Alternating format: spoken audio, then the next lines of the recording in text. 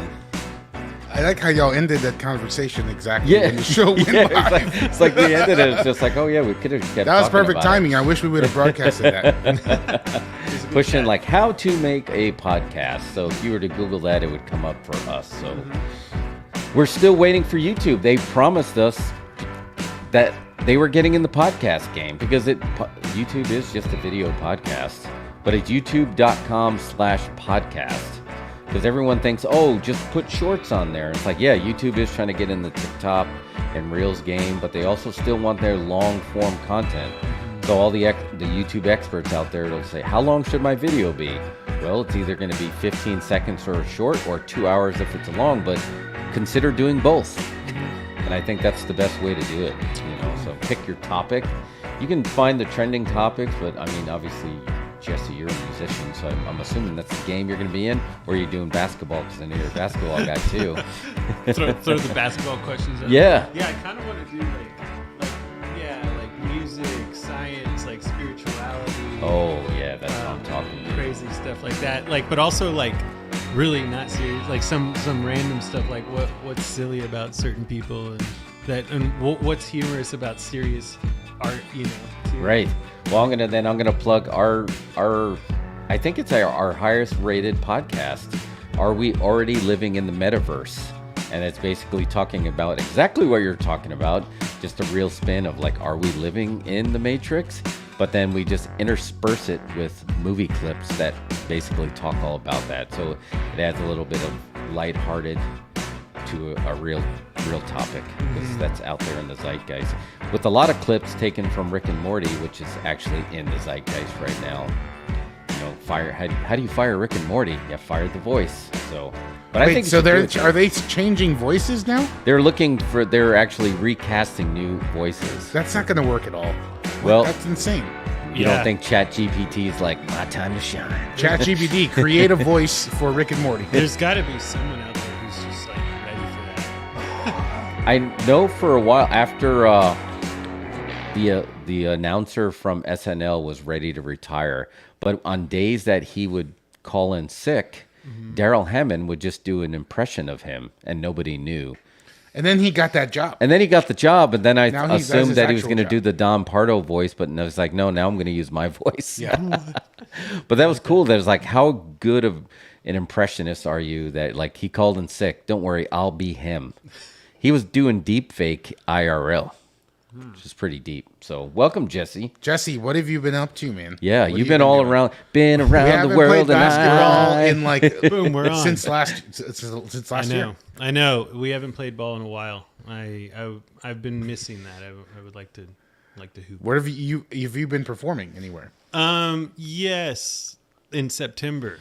I went on a tour in to Europe, and then I came back and had a month off, and then I played 2 shows in November, and it was fun. It was fun and tiring and spread out. Like the shows are spread out. Everything in Europe kind of opened back. Are they back to business as usual over there? Yes. Too. Yeah, Good. actually, when I went over there, I was kind of wondering, like, I wonder if everyone's going to be like, how do they handle the mask and like the post-COVID thing, and it just seemed very open there. Like everything seemed normal. Not many masks really.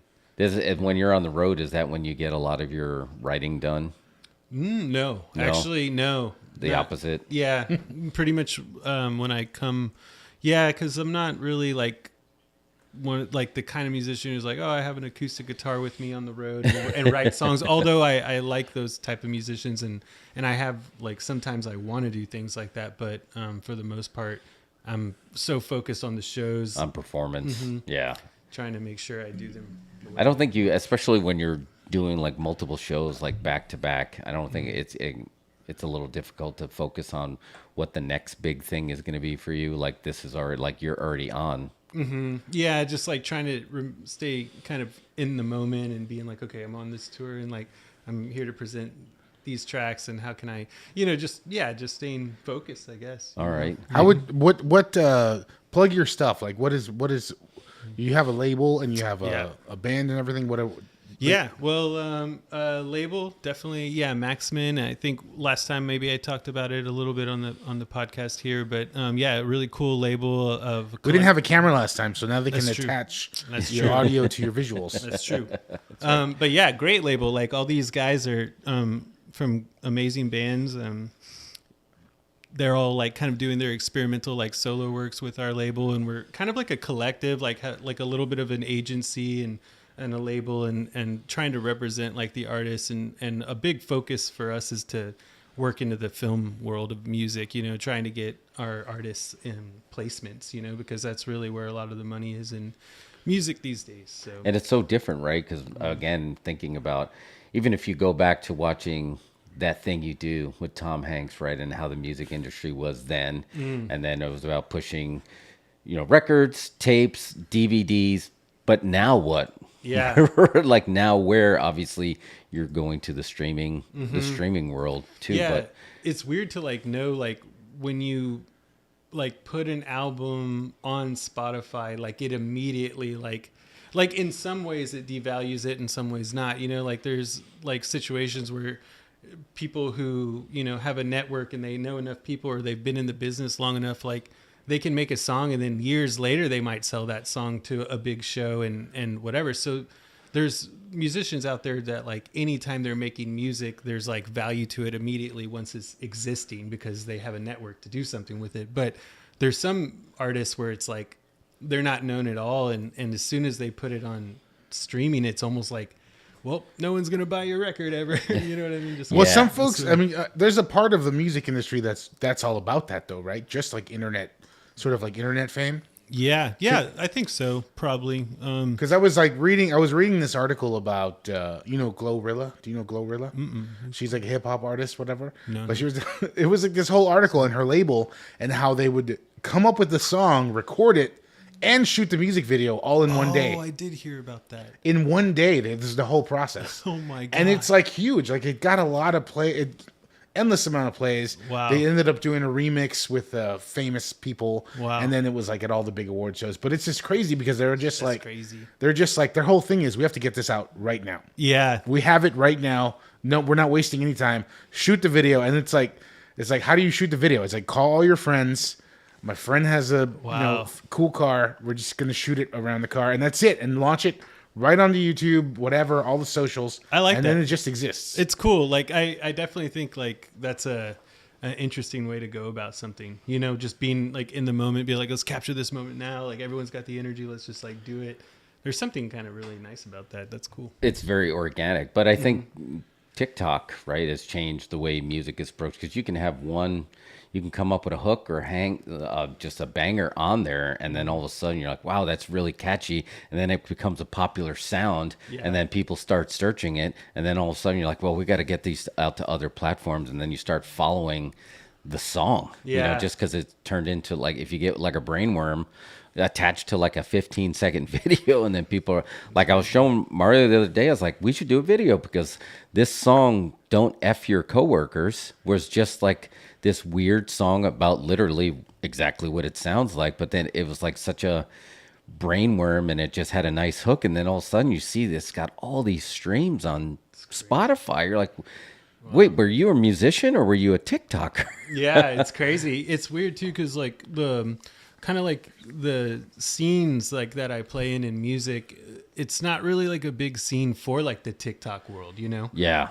Like I would say like I'm kind of like more interested in sort of like I don't know, like eclectic music, you know, and like stuff that's kind of like offbeat, but like experimental, exploring kind of stuff, you know. And a lot of the people like in that world, like that I know at least, they just like, I can't imagine a lot of my peers that I know like care about having a TikTok, but there's there's definitely like a generation of musicians where it's like they're like, that's what they like, the first thing they That's go what they to came up with, share right? their Because music, it's you know? instant connectivity to like people's Yeah. phones. Mm-hmm. Like what if you could just shoot your song into a person's phone like all over the world? Like I tried, like I like opened a TikTok to see what it was like and like made a profile to see what it was like, and I honestly thought it was like insane, like crazy. It is madness. I was like, this is mad. Like I was like, this is giving me like a panic attack because there's just so much stuff coming at you, and it's so 100% loud as well. Yeah. It's so loud, and like I like this is kind of like what like makes me think about like some of the conversations I would want to have like in a podcast like in the future. Like it's just This is like, a podcast, by the way. well, It's yeah, happening right yeah, now. yeah. So if there's anything you want to talk about, yeah, let's talk just about it. say it into You're the so- microphone in front of you. You're soaking in it. Yeah, but I think about it's like where are we going with like consumption? You know, like Yeah. like how like is it going to get to a point where like we're consuming so much that we're like not feeling as much, or we're not That's we're already not happening. able to really grasp what's really special anymore because we're just like choom, choom, choom. So I don't know, like it's hard for like TikTok freaks me out a little bit. So Rightfully so. I don't it have should. a huge What's up, interest in- Jason? What's up? I heard it's cold in Hey Detroit. Jason. Yeah, you should be freaked out by it. Don't ever read the terms and conditions either. That'll just make your anxiety go even higher through the roof. Like your soul is ours. But you're right. I mean, it is designed for just like these quick, like it's like going to Vegas, you know, and that's the whole design. And you're just everywhere, and there's bells and whistles and money and thirst traps and promises of big dreams, and it may be or not be. Where, you know, if you're thinking more of that musician experience where everybody, the lights are going to go down and everybody's going to sit and everybody's going to take it in. But it's right? like And feel it's it. redirecting that whole thing. It's like not just music, whatever. It's like just when I think about like when I used to try and make movies a long time ago, before YouTube and all that stuff, and it's just like, oh, we're gonna make a movie and we've got to rent the camera and all this stuff like that. It's a whole thing. Then we're gonna somehow get it on video. We're gonna get it on a disc, Yeah. and it's gonna be in a rental place and someone can rent it for $1.99. Yeah. And now it's just like shoot it on my phone, upload it on my phone, and now I'm famous. Yeah. Yeah, I'm done. Like, You know what I That's mean? it. It's like what else is like? There's no I don't. That is so. That's crazy. It's just so. And to folks coming up today, that's the norm. Mm-hmm. You know, yeah, it's weird. I used to read stories about how people made a film and it was how awful it was to make the film, and now just shoot it on your phone at home, and you're famous. Yeah. It's crazy. Crazy. But just putting it out there, it doesn't guarantee it. And I think that's the other issue, because there used to be a very, whether it's the same thing with movies and in films, there was a very, even if it was a rocky path, you knew the direction you needed to go. Now anybody can just, like, I got an idea, go from soup to nuts all the way, shoot it, put it out there and see what happens. Maybe nothing happens, but then maybe something happens. Like everything's either a strikeout or a home run. Yeah. There's no path to get there. Like a lot of times there's the whole, a lot of times your fortitude's built on your discipline getting to where you need to get. And a lot of times a lot of people will skip that, because next thing you know, you go from 0 to millions. And like, what if you're not ready for that? Yeah, and it's sad too. Like something that I feel that I like experience a lot, like in the world. Like if we're talking about music still and stuff, is like something I experience a lot is like so many musicians that I talk to. Like I guess it's because like I do tour and I've been playing music for so long that people kind of like try and like sort of ask me stuff, or like I don't know. It's like, but they're always talking about numbers, like their followers, Yeah. and they're all concerned about it. They're all like either jealous about other people's amount of followers, or they're annoyed that they're not popping or whatever.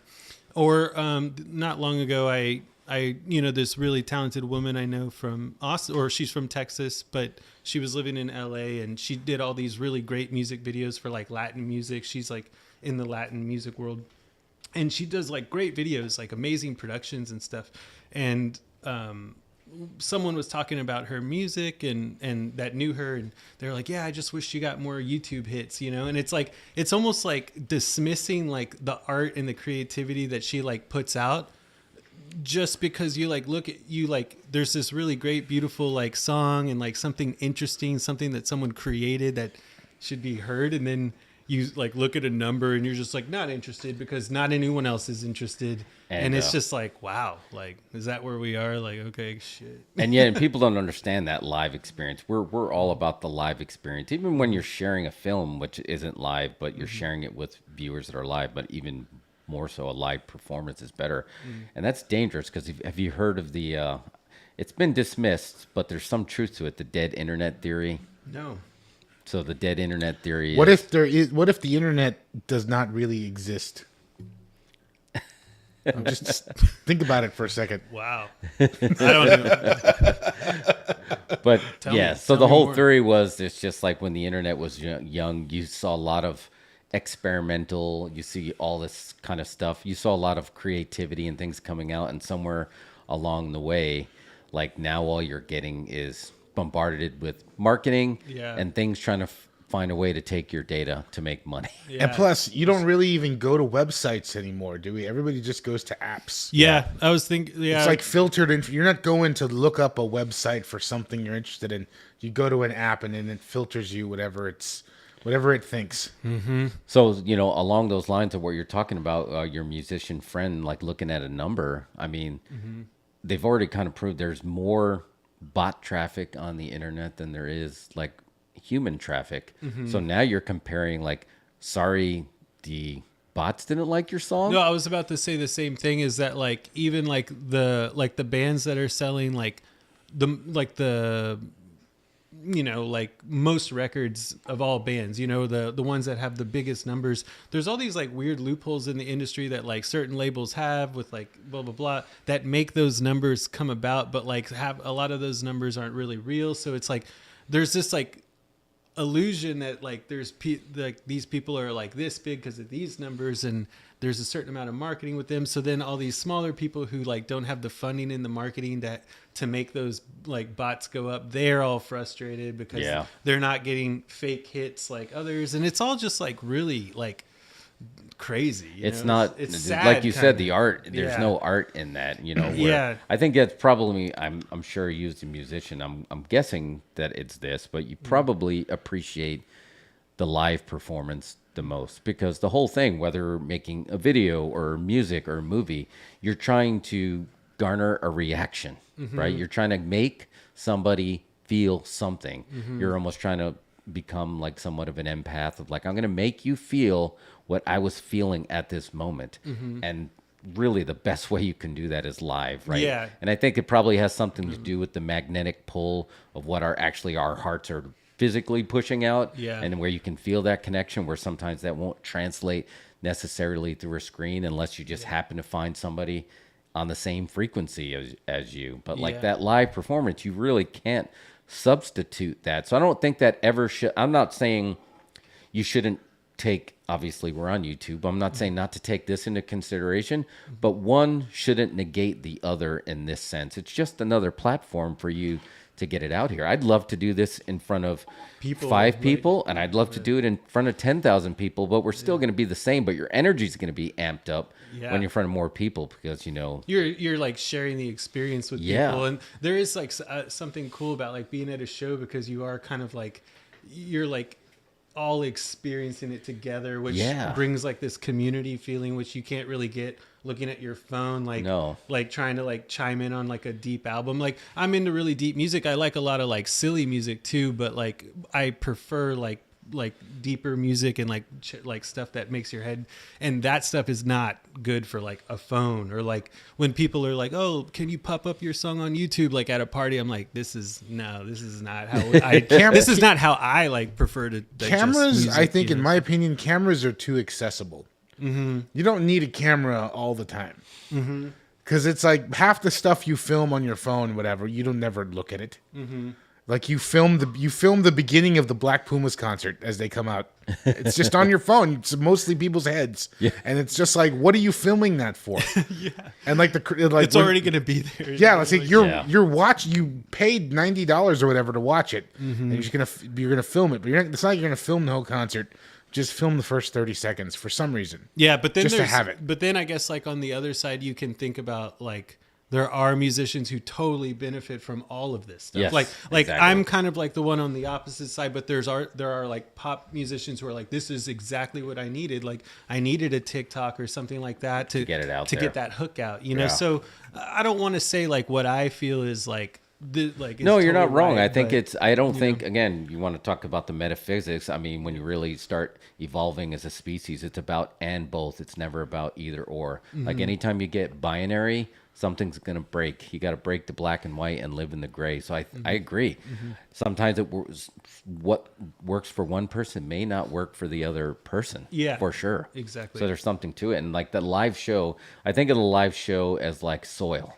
Right? If you go and you look at a very fertile garden, you know, when one thing starts to grow and another thing starts to grow, like all this stuff, like The Last of Us is happening underneath, that's actually creating the experience of like, now I can grow. Like you can tell when there's a fertile piece of soil, when things bearing fruit and growing better. That's what a live show is, right? You're creating an experience. You can go to heartmath.org and they really help you understand like the magnetics that are going out when you're trying to create art. Like that's people like, oh, it's just a song or it's just a movie. It's like, no, man, you can see when someone's feeling it, they're crying, they're laughing, they're feeling what you just did. And that has a lot to do. And then if there's more people around you, you're literally creating like an electromagnetic field that you can feel like that. Remember the thing with Queen and you actually saw the people like swaying in motion? I mean, crazy. That's not a coincidence. I mean, that's total heart math in sync where literally it's like a hive mind. Yeah. You know, a positive one, but still a hive mind. So I love the live experience for sure. Definitely. Yeah, I feel like it has to be done. But there's people, you know, you're talking about earlier, like people benefiting. Let's talk a little bit about, you know, I think we talked about it last time with Stranger Things with Kate Bush. Oh, yeah. Right? Like that song was a song that's just always been out there, right?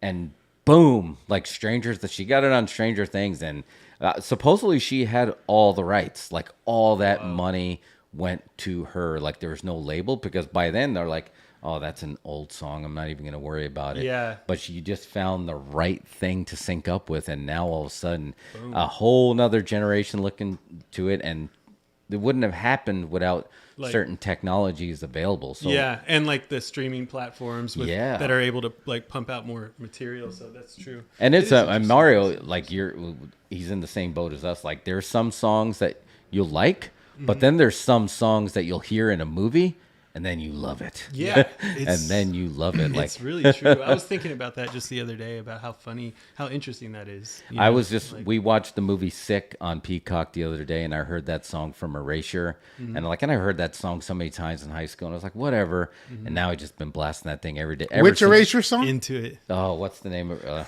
That's awesome. I don't want to sing it or else we'll get YouTube in. Yeah, but I mean, I would like to know what Erasure need song. like a story or like a visual to like. Well, that's what a music video is, right? You're trying to attach a visual story to the song, so a little respect, make that connection. A little respect. Yeah, nice. So yeah, but it was like a song that I've always heard, and then all of a sudden you're like, holy shit, I love this song. The same thing though. I mean, a lot of stuff like Mario, we play like before workout, right? We were talking about Flash Gordon, the football song. Flash Gordon's a big one. Yeah. Like, would you have liked that Queen song if it wasn't attached to Flash Gordon? If it was just a I don't know. That's true. I don't know. Like, by itself, it doesn't make any sense. But the movies the movie is setting the stage for the story. So in a way, it's like becomes like the music video. And when it lines up perfectly, and I think that one worked really well because Queen with Flash Gordon was very similar to like Prince with Batman '88. You know, when he first made that, like it just worked out. It just made sense. He's gonna make all these songs. Like I loved it. Like I wanted to see more of that. I was like, I want one musician. Your whole job now is to do the entire soundtrack. Don't mix and match. Don't make me a mixtape. You have to do all the songs. Yeah, and you also have to do the songs that the characters are listening to on the radio throughout the movie as well. Yes, everything, every sound design. Yeah, I love that. Love a good score. That's for sure. What's your go-to like on soundtracks, like your movie soundtrack songs? Top movie soundtrack songs by Jesse the Musician. Oh gosh, that's so hard. I'll be here forever, like with a blank mind. But. And again, anytime there's a top list, I think everybody needs an asterisk because it also depends your state of mind, where you are in life right now. But there's always one that's going to be hovering like towards the top. Yeah, I don't like have a. I guess like a score. Oh yeah, and you can do scores too if you like. You don't want to do like soundtrack songs or like soundtrack songs. Yeah, like songs almost and like movies. a Tarantino thing Yeah, or exactly. Ooh, Tarantino, he's another one. Like if you listen to his writing method, he's going through all his vinyl and he's listening to stuff, and then he perfectly exemplifies what I'm talking about. Like songs that you never would have listened to. And then he attaches it to his album, and to his Spotify stream. Yeah. And then all of a sudden, you're listening to every freaking song. Yeah, right? Something about that is like interesting. Like it reminds you of a moment, maybe when you saw the film, or like that time in your life, or whatever. Bookmarks in time, man. Music and movies are bookmarks in time, and it'll just bring you back there. But yeah, true. But Tarantino is one of them for me. Like I had I had an evolution, right? I had the cassette of Pulp Fiction. I had the CD of Death Proof, and then you had the stream of Once Upon a Time in Hollywood. Dude, seriously, he's been through it all. Like he's been through all the formats. Tarantino, Can you think total master? It was funny because wasn't Tarantino the first one to put movie dialogue on the soundtrack? Yeah. Oh, that was because they were just like, your dialogue is so good, we have to put it in between the songs. And that's like, I just do people like albums today? They don't really do albums, right? They don't do albums as like a premise. It's just the songs in a row, right? Yeah, I don't know. Like it's hard to say. Everybody's doing it different, like depending on the musician, I guess. Yeah. There's definitely people who are like, no, this is an album, and then there's a lot of people putting out singles more than ever, I think, I regret getting rid of all my cassette singles. Me too. Yeah. I totally regret that. That would be nice to have. Yeah. Those always had a cool B-side on them that you couldn't find They later. did. Mm-hmm. As a musician, like there's no throwaway songs anymore. Like I'm sure the musician didn't think of them as throwaway songs, right? When you're like, oh, that's your B-side song, or that'll be, just throw that in the middle of the album. Now it's like you got to swing for the fences with every song. Yeah, it's like almost like, yeah. So it's weird too, because like I said, the music I like to make sometimes I'll be in a mode where I'm like, oh, I want to make something melodic that like people can definitely understand, and then there's sometimes like, oh, I really just want to make like an ambient track, something like very like not really like a hit or a banger. It's just, but it's so weird putting that kind of stuff out sometimes, because you're like, sometimes I don't care, but then sometimes I think like, man, people's attention span these days are even worse than ever. Yeah. So it's like I want to release this like ambient piece as just one track, a single.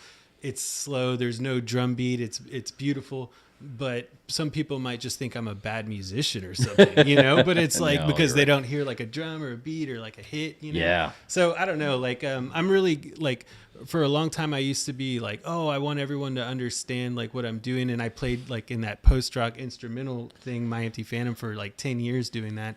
But now I'm like moving more towards like this niche and of like minimalism and like kind of like art music, sort of like audio visual kind of experiences, and playing like totally different venues than I grew up playing, like not playing indie rock venues. But all that stuff is making me more like, I'm starting to get more comfortable with just like what I like and like who I perform it for. This is what it is. And yeah, I'm like happy with that. I'm like not really trying to like, oh, I got to make this so everyone understands anymore. I'm almost like rebelling against that. Like, take him for a ride, man. It's a roller coaster. It. I love when all of a sudden the concerts will just like bring the lights down low, and then all of a sudden there's going to be a completely different experience. Mm-hmm. Or you love when you're like, we're just going to try some stuff. Yeah. Just go You've with it. done like music for shows and things, right?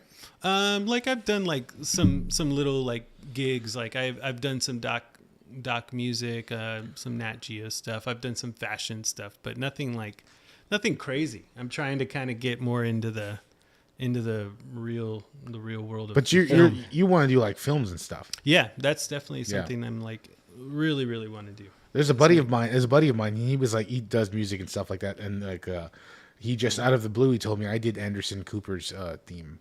Wow. No, wait, not Anderson Cooper, Bill O'Reilly, one of those like awful guys. Wow. Crazy. Yeah, I would like to get into I'm trying to get into that world now a little more,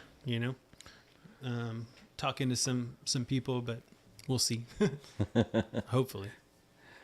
I think, again, just getting it, I'm okay with like just putting it out there and maybe not attaching so much pressure to it. Because like what you're talking about earlier, just like, you can get lost in the numbers, man. You can just go for a swim in the data and just trying to and then you'll watch videos and they'll say, look at this, and then try to find this, and you're just like really starting to grind like the fine tuning of it, and then the art of it will get lost in there, because eventually you're going to have to get to the point where you're working on the other side of your brain, which has no idea when you're trying to figure out chords and melodies or dialogue. Now you're just trying to figure out ones and zeros, or who liked this and liked it where. So you could get lost in that, doing that. And for the independent artists, you don't have the benefit of having somebody that's going to be the business side of it for you, which is now the data and figuring out how you're going to get your stuff out there. Because in the end, you do want to share it with people, right? You want the right people to find it and experience it. So I think it's like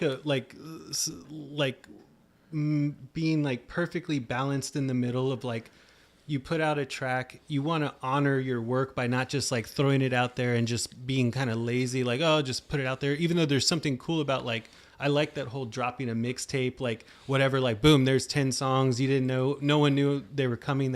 I like that surprise stuff, but there's also like, there is like the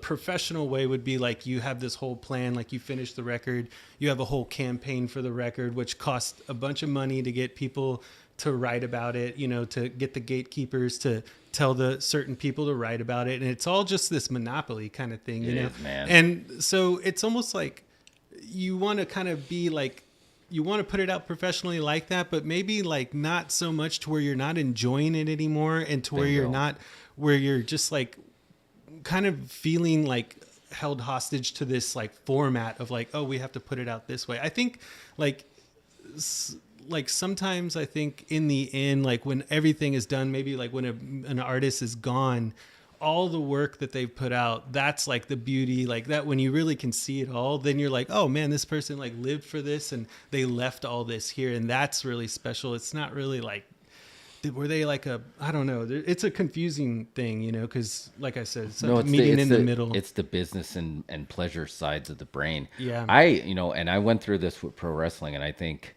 if you're out there and you have made it yet, it was always a big deal to me that I felt like there was an artist's responsibility when you find something or somebody that works really well.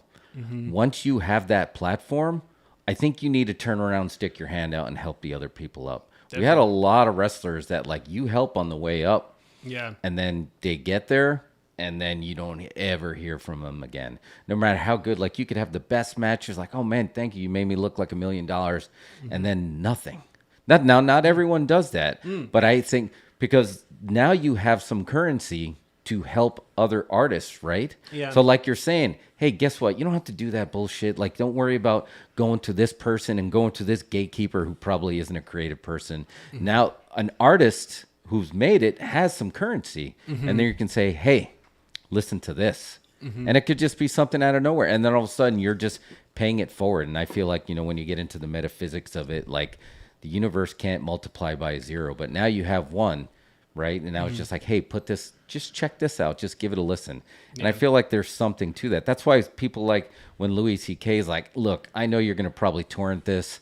I can't do it. So I'm going to just put this out for free, but donate whatever you want. And then he made $1 million because everyone gave $1. Yeah. But he had that currency, right? Because it's just like trusted him as an artist. And I feel like other artists should help those artists to skip the business part of it, because those gatekeepers are ball busters and they don't always necessarily know, right? I feel like, it's like those sales guys that are always upstairs listening to 90s rap. Like, you know what I'm talking about, like in a weird way, I kind of want to be like, in a weird way, I think it's a good idea to sort of like rebel against these like people who are like milking off of like the creators. Like I feel like the musicians and stuff should be in the business. Like those should be the PR agents and the booking agents. Just another musician. Like they're the ones that you trust because they have that currency, not to somebody who happens to be in a power position or with some money that they're gonna do it for you. Because I mean, that's how you get Harvey Weinstein. Yeah, exactly. Right. It's just like you don't want that. So I feel like I trust like the other artists to say, hey, listen to this song, right? Like if you know somebody who's just like, wow, they have a really good taste in music, and they're like, hey, what else you got? Like just give me a recommendation. Give me some three, like he was, like Jesse was. Give me some songs that can bootleg for 3 marketing ads that I'm working on. Yeah. Jason needs to some know where to songs, get yes. your music so that he needs to create a slideshow. So he needs to use your music. Create a slash. Where is your music available? Who's Jason? Jason's a friend of ours. He's done a lot of movies with us. Yeah. Hey, Jason. You can find it on Spotify. My Empty Phantom, Jesse Beeman, Spotify, all those things like streaming platforms, everything that's sharing music. You can Does find it there. Spotify made like how is that like in the business? Like you feel like now Spotify is the big dog, right? Yeah. How has that changed? For as a musician, how do you feel like that's changed everything for you? Well, like I said, I think it makes people think even more about the numbers because now it exposes smaller groups oh yeah, you're really small. Look, everyone can see it compared to just they have music that you can buy. You don't really know how many albums they're selling. It's just sort of yeah, it's it whatever. sucks. Let's just support them. But now people can just see numbers and they're kind of whatever. And I they don't go know. by the number, and Yeah, you and can I be think- discounted. Yeah, people talk about it all the time. I actually heard a guy in the coffee shop the other day talking about how he ran into a local musician from Austin, Shaky Graves, who's Shaky Graves is a very well-known musician.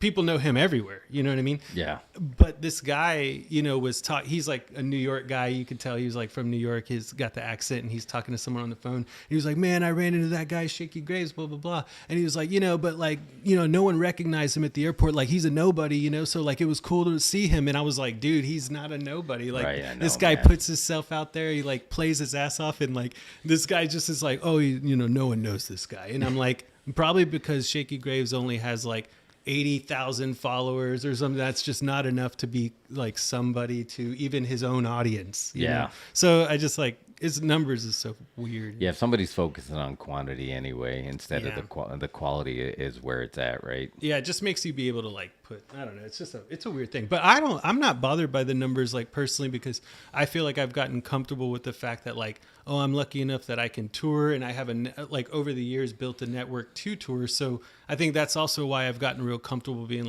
oh, I'll just put music out, I'll help other music because I'm just going to do this anyway, and If you're happy, that's all that matters. Yeah. If you're doing it and you're happy, the rest will fall into place. yeah. Because if you're doing it for the goal, I don't know, if you're just doing, it's you can't lie to the universe. They know your motive. Yeah. And if you're happy doing it, it more will come.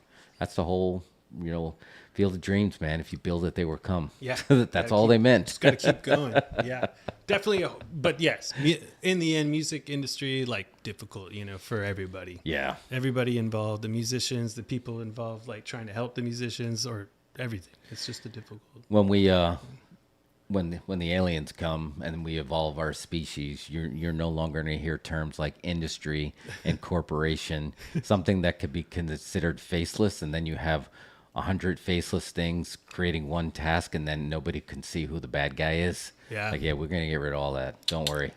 Looking forward to it. It's going to be great, and the music's going to be banging. Going to have great movies. It's going to be awesome. Sounds great. I'm in. Count me in. So I know you've been touring for a little bit, so we're going to catch you up a little bit of what's Yes. going on, and or you want to do the game first, Mario? What do you want to do first? You want to play a game, or you want to get into some snubs? No, get into the snubs. You want to Yeah. do the snubs? All right. Yeah, yeah. So, Jesse, there was a lot of heat while you were gone on the Golden Globes. It's a lot of heat. Apparently, the lights are coming on, man, and the cockroaches are scattering. So, and that's tough for award season. So that Golden Globes always leads into award season for the Oscars, and the Oscar nominations were announced last week. So we're going to start with just the best pictures to see what, what's the last movie you saw? Oh, that's That's a lot of pressure, I know. movie. I think it was Nope, maybe. Nope. All right. And I was Good trying to flick. catch up on some stuff from last year. Okay. you know? So we're going to go through it. So now, I don't know if you know, they got 10 Best Picture nominations. They don't no longer do Wait, 5. what are we assimilating from this information? Are we saying what we don't like? No, we're just filling them in on the movies that he hasn't Or on seen. the actual Oscar Yeah, nominations? just the Best Picture, and then we're going to go through some of those snubs. All right. So, top 10, the pictures nominated for Best Picture. Top Gun Maverick, see it? I saw that. You did see it? Okay. Yeah. Women Talking? Haven't seen that. No, didn't see it either. Everything, Everywhere, All at Once. I haven't seen that, and I really want to see that. You're going to love it. I've heard it's Multiverse. so good. Yeah. The Banshees of Inisherin? No, but that's another one I really That's want an to see. Triangle of Sadness. Nope. No. The Fablemans? No, that's another one I want to Steven see. Spielberg. This is crazy because like I've always considered myself like a movie person, but I've just been. I guess that's touring. But Yeah, keep get going. it. How about All Quiet on the Western Front? It sounds like an old movie. It's Who's in it's a that? Netflix movie. They Oh, it like is. remade. It is an old movie. Oh, that it they is, remade. okay. Yeah, they didn't remake. It's a German remake, and they bought it. Got it. Okay. It's on that. They just buy whatever. No, I haven't seen that. Tar? No, but that's the one I want to see the That most. is. No, Elvis. No, man. No, wow, I shouldn't even be on this. Shit. You're like, why'd we call this guy in? Avatar: The Way of Water. Nope. No. Okay. So those are the movies that you probably have like month and change to watch. Do you try to watch all the movies before the Oscars? Just See, to catch that's the up? thing. I like. But honestly, you're touring, man. It's hard. Yeah, like I never even know when the Oscars. It always just happens. Like I'm like, oh, the Oscars are happening this week. I've never known when they're coming. Yeah. Like, and now I'm starting to realize like what they're in January, I guess. Well, I think the whole Pandy era changed kind of things because it used to go in March and then February, and then they had bunch of allegations as well. Yeah, that makes sense. We don't even know if award shows are going to be around. We don't know how much longer. They're definitely not going to be in the new world. That falls under corporation and industry. But like, we don't know how much longer the Academy Awards are going to be around. Yeah. Because is it a real bar? I mean, it's supposedly you're voted on by your peers, but every year there's like massive snubs. Because we pitched this on this show before, and then we're going to talk about it, but you did not see the Tollywood classic RRR. You did not see that. It's fun. It's still on Netflix, but you can see it. So the big deal was this would have been the first India-based movie that would have been nominated for Best Picture, to the point where they rolled the dice and they did not submit it for Best International Film, which it probably was a shoo-in for. If they would have did it for that award, they couldn't do it for the Best Picture, so they rolled the dice. Like, you know what, this is Good enough. It's good enough They that think it they can- should, and I can tell you by reading this list here, it would have won. It should have won, hands Wow. down.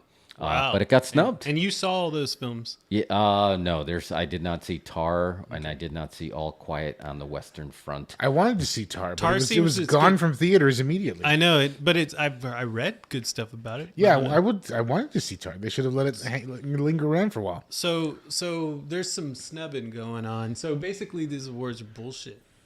That's there. I mean, it could be argued that like, Oh, excuse me. who's voting, who's doing these votes? Like, Well, I mean, the Oscars is like it's like a work party for people who work in Hollywood. You know what I mean? Mm-hmm. It's just a big setup to just talk about how cool we are, and just like it's like when Michael Scott rented out the Chili's and gave out awards for best sneakers or whatever. Yeah. Oscars is like the same thing. So like because like doesn't really matter who's the best actor or whatever for the year. It's like it's more like, well, it's their turn to win it. They deserve it now. Yeah. Like just I'll tell you, like right now you have who the best actor nominees are like it's Austin Butler. Who's the best actor nominees? Do you have it in front of you, Jeff? you do, yeah. Best actor nominees So we got Austin Butler. for Elvis. Yeah, and it is on HBO Max. I watched a little bit of Elvis. Like, Okay. I didn't like dislike it, but It's a fun movie. But It's I kind okay. of just like spaced off. Like, Yeah, so we were- I didn't, It's all right. I didn't get hooked. I didn't get hooked. Yeah, and that's on them. Yeah. I thought it was a good take. It's fine. Colin Farrell, Banshees of Inisherin. Yeah. Brendan Fraser, The Whale. Oh yeah. I've heard Paul Mescal, After Sun, and Bill Nighy, Living. Okay, the last two, just pretend those movies don't even exist. No one ever saw them. It's really like that means nothing. That's just like that's just the Academy pretending that they watch movies. yeah. So they include these. They probably They're trying to be read it. artistic. Somebody put it on Reddit They're like, that "These those are the movies were arts- good, These are the artistic. and it's just like they included that. That means nothing. You have Brendan Fraser, The Whale, is the one you would think would win. Mm-hmm. That's the Tropic Thunder spoof one. That's the one that would be a trailer. It's just like AJR is here. You saw it. What did you think of The Whale? It was good. It was good. Okay, he thought it was pretty good. I mean, it was just like a Aronofsky movie. It's like an Aronofsky movie. Yeah, I agree. It was just kind of like, it was just like, yeah, but it was maybe a little bit overly sad. I don't know. Felt a little bit like it could have been a parody of a movie about a really fat guy instead of a movie about a really fat guy. But again, but does it playing into favorites is obviously everything that Brendan Fraser went through. Like he was in Hollywood jail for a long time, but then you found out he was in Hollywood jail because he was Me Too'd. Does that help or hurt him in the Academy? That's the $1 million question. I don't know, right? It's going to help some allies of the cause, and then it also for people who might be in the shadows, they might not help. Yeah. Mm-hmm. They don't want to bring attention. Yeah. to And then that. you've got Austin Butler, who is like playing Elvis. Ultimate babyface. Hollywood babyface. Just playing, like, that's like a perfect role. You win an Oscar for playing Elvis. Like, you write a movie about a guy who plays Elvis and wins an Oscar. You know what I mean? Just in itself. That's a great Hollywood story, you know? Yeah. So you would, I feel like he should be the shoo-in to win that, right? But Colin Farrell's probably going to win. Yeah. Why? Because he's been there for a long time and he was like, you know, It's his turn. employee of the month He a couple hasn't won. times. He hasn't won yet. It's his turn. Yeah. You know, he's pushing 50. It's time to give him that Oscar, and he's going to get the Oscar. And that's how it's going to go. I think you're 100% right. What about like Kate Blanchett though? What about her? Tar. Okay, She who's up for Best Actress? Best actress is Angela Bassett, Black Panther, which was a nice. She was phenomenal in that. I did see that. Hong Chow in The Whale, Kelly Cornyn, Banshees of Inisherin, Jamie Lee Curtis, Everything Everywhere All at Once, and Stephanie Zhao, also Everything Everywhere All at Once. So I think it comes down to here's the two people in that race, in my opinion, and just throw the rest away. It's going to come down to Jamie Lee Curtis versus Angela Bassett. Yeah. Everybody else just that's just the Academy trying to sound smart. I mean, really, that's just it. It's going to be those two. It's like, what's going to get us the most people to tune into the Oscars? Yeah. Angela Bassett winning for a Marvel movie, or Jamie Lee Curtis, who it's crazy to think she's never even been nominated or anything. She was not even close to an Oscar ever. Yeah. And like, she is famous for being a, you know, Scream Queen. Scream Queen, and then like you know, she did True Lies, and then she was like the ultimate I don't know what you would call it. She was just known for being hot, right? Yeah. For a while. She's been there. around for a while. And then, you know, she does Everything Everywhere All at Once, where she just plays like a super unattractive IRS agent, and she finally gets nominated for an Oscar. She was great in it. And I did misspeak. That was for supporting actress in the leading role. We were okay. talking about Kate Blanchett. She is up for actress in the leading role. That's against Ana de Armas, Andrea Riseborough, Michelle Williams, and Michelle Yeoh. Which Michelle Yeoh. I feel like Michelle Yeoh is going to pull it off. Yeah. I that's Crouching Tiger.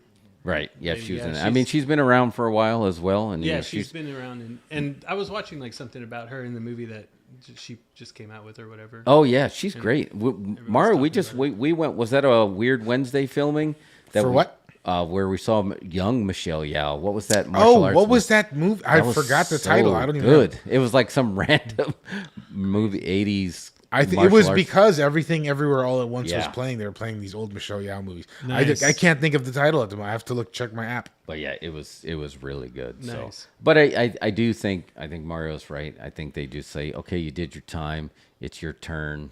It's your you're gonna turn. Get it. So I think you're. I remember you were like young and you used to get drunk and start fights. You turn rascal. things around. But everything's good now. Because you have your People's Choice Awards, you have everybody has a little different, but this one is, you know, you're absolutely right. It is your popular work party friends that are going to vote for each other on a lot of stuff. I But thought, now I'm starting to think I'm really not a movie person. I've not seen any of those.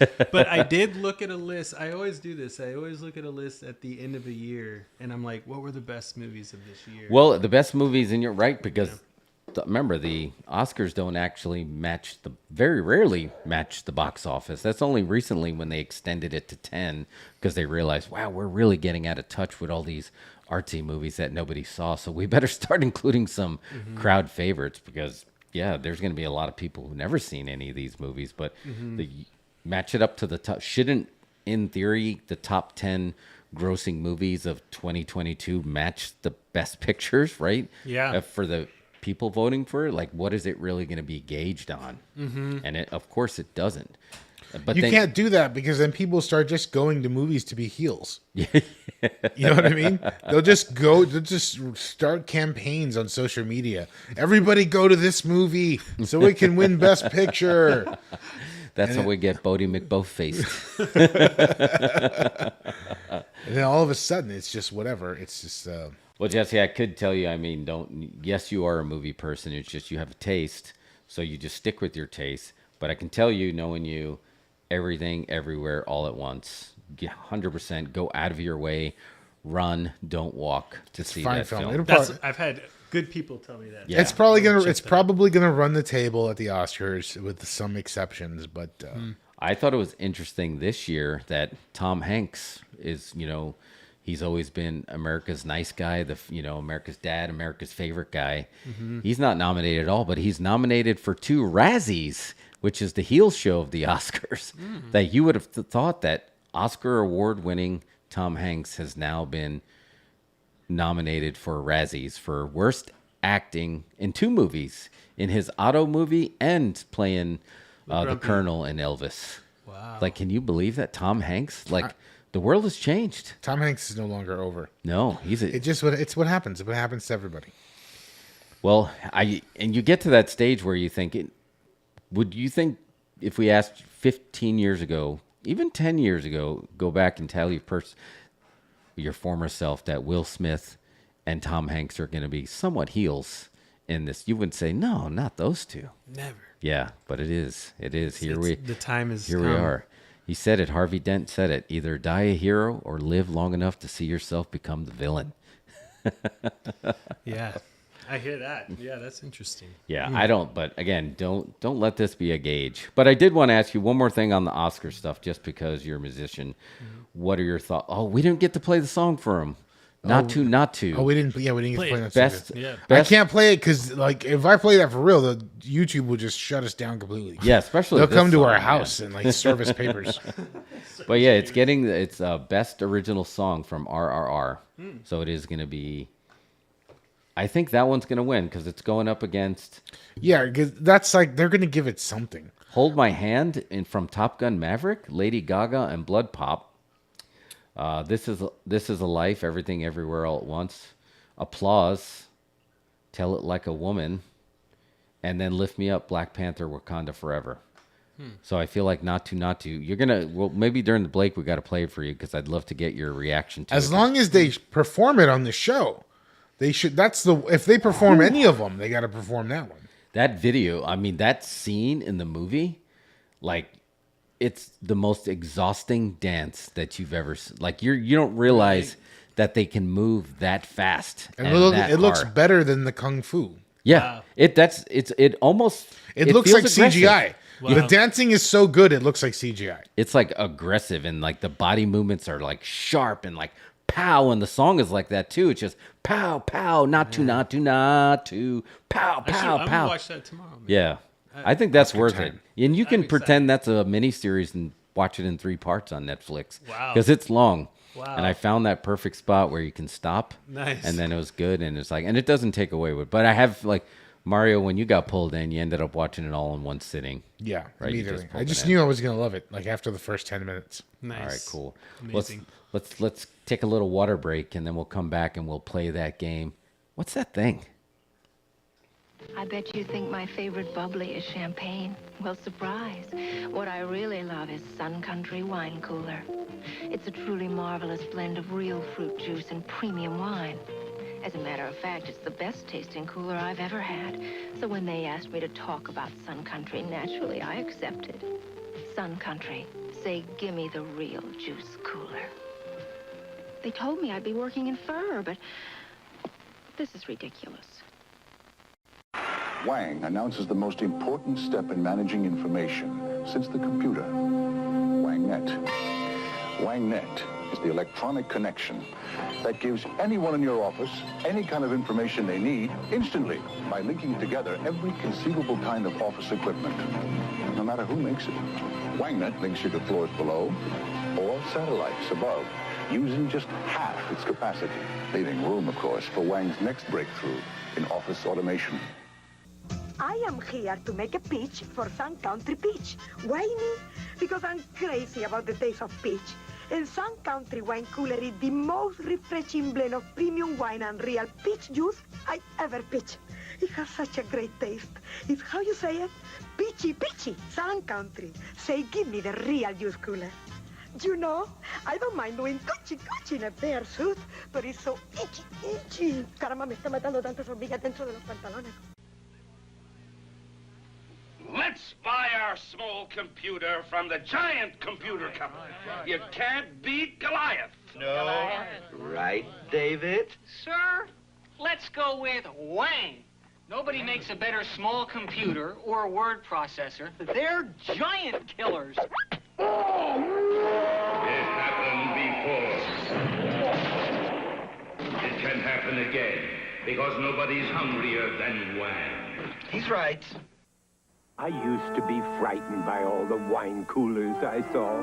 I was scared I wouldn't pick the right one. Luckily, I did. It was the most refreshing one of them all, Sun Country Wine Cooler. You see, Sun Country is a blend of premium white wine and real fruit juice. That's what gives it its great taste. Sun Country, say, give me the real juice cooler. If you don't say Sun Country, you'd better sleep with your lights on. All over the world, Wang is a leader in office technology. Word processing, data processing, and now with our new electronic mail system, you can send all kinds of information from one part of the world to another. So New York can be around the corner from Paris, London from Tokyo, and San Francisco next to Rome. Wang, making the world more productive by bringing it closer together.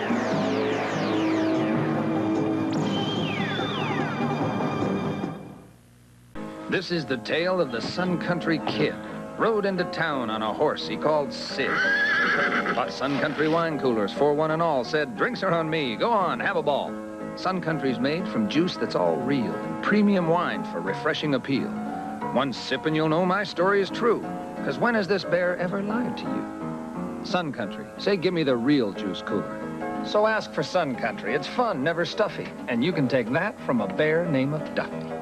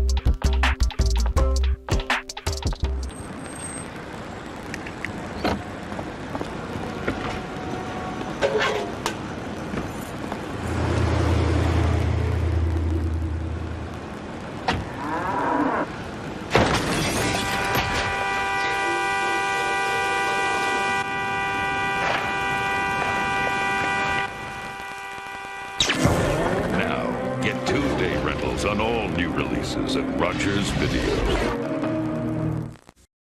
Hi, Video Sam's got exciting news for you. You can now rent a video overnight and hire these great movies from only 99 cents. But the best news is that by purchasing our special package plan, you can have this VCR absolutely free. Ring now, 892-3311 for details of this amazing offer. You could have a video at home tonight. Remember, 892-3311. Video Sam's libraries are convenient to you. Movies tonight on video. Movies tonight on video. You can rent a video player, too.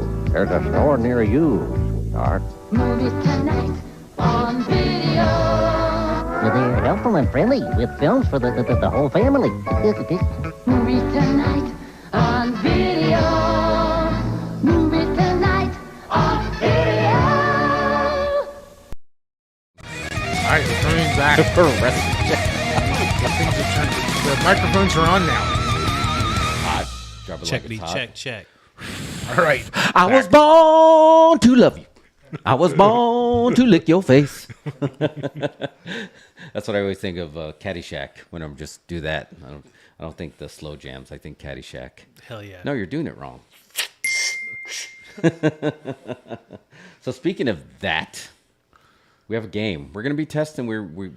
We did games for a while and then we took a break, but we did like actual board games. Yeah, we did board games. Whoa. So like we would actually have a game that you would buy at the store, at the game store, open it up, play it on the show. Yeah. And whatever. It only comes with a limited amount of cards. Yeah, eventually you run. It's like I think you run out of questions or whatever it is that it comes with. So yeah, we've been trying to come up with original games. So now that Jesse, you're here, we're gonna attempt a game. And I'm gonna be the game master, and Jeff and Jesse, you will be the contestants. Okay. Okay. Got a little name tag here. Yeah. We'll basically Come on play, down. We're gonna play a game here called. I better like this game, guys. Look at that. Queuing it up. What's that thing? I have no idea what this is, but it sounds great. It's a game. It's a game. So basically, how this is gonna go, just like the title suggests, I'm gonna show you a thing. Probably like really up close at first, to give you an obscured view. Do I look here or like? You're gonna look at the monitor that I set up in front of you. Oh, okay, cool. Yeah, and we're gonna show you a thing. Jeff, you can see the thing as well. Yep. Okay. I'll be ready to try to figure. You guys out. will have a limited amount of time. This is the first time we're doing this, so we're attempting it. This is like the pilot. Yeah, this is hot. I don't even. And know. we're gonna start with the easy ones. I have some easy ones, so you can figure it out as we go. Okay. So it's gonna be a super zoomed in picture. No, you don't have to get that specific. No, okay. Yeah. Okay. I was kind of figuring. Let's just it out, do it, yeah, and yeah. they'll see how they do it. Anyway, we're gonna show you a thing, and then you tell us what this thing is. Are you ready? Okay. Yeah. Is everybody Are we both ready? going at the same time? Or Yeah, like- you can both go at the same time. You can throw some guesses out there. Cool. Kinda Okay, like we're that. gonna start with some easy ones. Hold on, let me cue this up. Sorry. Oh wait, I just revealed it. Let's start with another one. Even though we saw the picture, I had no idea what that thing was. Yeah, I wouldn't know how to describe that either. I'd be like, all right, well let's do that one again Okay. as we figure this out. Let me just sort this. Hold on. So it'd be like Pictionary, where you're just yelling at the screen trying to figure out what it is. It's like a thing. It's just like whatever. It's a thing. Whatever It's this just like a thing is. It's whatever this thing is. Okay, here we go. Just guess. And you guys are in it. Ready? Is that it? This is the thing that I'm showing you right now. So tell me, what's that? That looks like a box speaker felt from 1982. I feel like that looks like a sweater or something.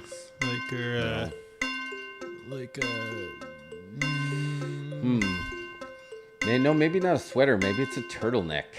Oh, that's a car seat, yeah? Car seat? JJ's not wrong. It is a suit of some kind. Oh, is it a... Oh, that's a ninja suit. Ninja suit. Oh, man. Nice job. You know, I just... Well done. See, okay, now you get the game, right? Yeah, I get it, but... This is the award season show, so you do get an award. Thanks. Is there a movie called The Ninja Wears Tennis Shoes? Because there should be. That'd be great. This one absolutely does. I don't know why I didn't bother to get him black shoes. They didn't Red even try. bricks. I think... All right, we got the gist of the game. Bring us another one. That- Hoist one up. That was. I just want to say that was a ridiculous thing to try and guess. Let's try another one. Let's try another one and see if we can guess these things. Sequel to The Devil Wears Prada. Yes, that's what we're talking about. The Ninja Wears Prada. There we go. And then all right, next up on What's That Thing? Oh, I feel like it's like Seinfeld. There's so many different ways you can say it. Yeah, I have so many buttons here. Here we go. Tell me, what's this thing? Oh, that looks like Cindy Crawford's birthmark. Yellowstone National Park, maybe? Zoom back. Oh, is that the cow from Top Secret? It could. I mean, that's a solid guess, but that was a white cow. This is more brown. Oh yeah. How now, brown cow? Okay. Wow, I really needed. You need Spotted to tiger. this is Spotted ridiculous. tiger. RJ says it's a bear. Is this a bear? It's a bear. It's a tortilla. It's giving me goosebumps. Oh wait, that's one. It's Cookie Crisp cereal. Okay, it's blueberry pancakes. Oh, blueberry pancakes. It's not blueberry pancakes.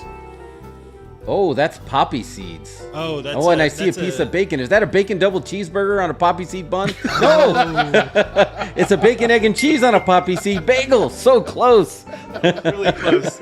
You were close. You were about to just like knock it out of the park. That was pretty good. Wow. Good. Excellent. Excellent. Poppy guessing, seeds are like mind blowers when you get zeroed in like that. I would say that's a point. We haven't figured out a scoring system yet, but that's probably 1 point. That's heaven. But you will. Oh, it's actually so it's 1-1, guys. All right. Jesse got the ninja. Yeah, I kind of. Yeah. I guess I'll take that point. Just be warned: if you ate that poppy seed, don't take a drug test for 7 to 10 days. Fair enough. That's a lot of poppies. The milk of the poppy will get you in trouble. All right, the score is 1-1. It's a barn burner. All right. Man, it's boiling down. Yeah, So, and we are getting guesses in the chat too. So chat is represented. So we're getting guesses there. We got a too, bear, a tortilla. Someone said heaven. The same guy who said bear. Yeah, the bacon, egg, and cheese is heaven. All right. All right, here we go. Folks. Next up on What's That Thing? Here's another thing. We're gonna just say it in different voices every time. Yeah, I want to say it. Some of y'all can tell me what this thing is. What the? Oh, That's. is that a piece of toast on a black tablecloth? Grilled cheese. Grilled cheese. Crouton. A crouton on a futon, Bob. No. Is that a French fry under your seat? Under your car seat? Oh, now I see. Oh, this is a chicken. That's chicken and Chicken fries. Chicken and fries. Chicken and fries? Chicken and fries. It looks like chicken and fries in a bento box or something. Long John Curly Silver's? fries. That's crispy chicken and curly fries. Oh, it's an air fry. It's an air fryer. chicken yes. nuggies and French fries in an air fryer. Cool. KFC console. I don't know who got that. Who got it first? I think who chat, got it first? I think chat got that first. Yeah. Because JJ was already in when Long John Silver's, and then RJ got air. No, one of y'all got it first. I don't know. I just heard y'all both say. Jesse got that. Was Jesse, chicken did first. Jesse get that first? Chicken. I said chicken. And No, but fries. Sue said air fryer first. Because this is definitely. He did. No, an that air was fryer. RJ. I didn't. That was RJ in chat. So that's one for the internet. Damn it. All right, still 1-1 then. Yeah. Still 1-1. It's a Where dead. did It's That's a draw. Dead heat. It's a dead heat. I really thought I was thinking crouton. All right. Next up on What's That Thing? Let me get a thing. Let me get a thing real quick. And I'm seeing a pattern here, though. I am hungry because there's a lot of food things.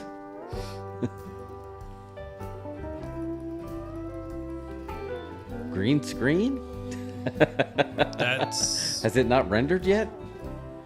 That is a creeper from Minecraft. The Grinch. It's the Grinch's Grinch? stomach. The Grinch's stomach. Kermit the Frog's taint. Right now, Dang it's it. just green. You know, like it's just like a. Oh, Kiwi?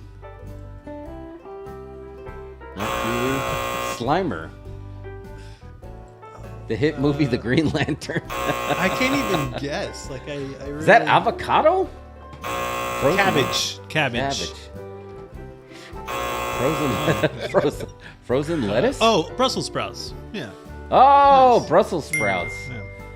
Well, the frozen white there kind of threw me off a little bit. All right. Yeah, it looked like icy. Yeah. It was weird. Jesse has jumped to a lead, Yeah, 2-1. All right. 2-1. So we're gonna get into lightning round. We're gonna get into the lightning round. 2-1. All points are worth double. The daily double. So that means it's 2 points. Okay. It's more serious. And I did see its food again. Like, are you guys into gourmet Brussels sprouts with the bacon and the oils and? Okay, so No bacon, but I like Brussels sprouts. All right. Like my my brother makes good ones. We're gonna do lightning round. This week's lightning round theme is animals. All right. So I need you to tell me what animal this is. Got it. Got it? Got it. All right. What's that? Points count double. So everybody do whatever. Cue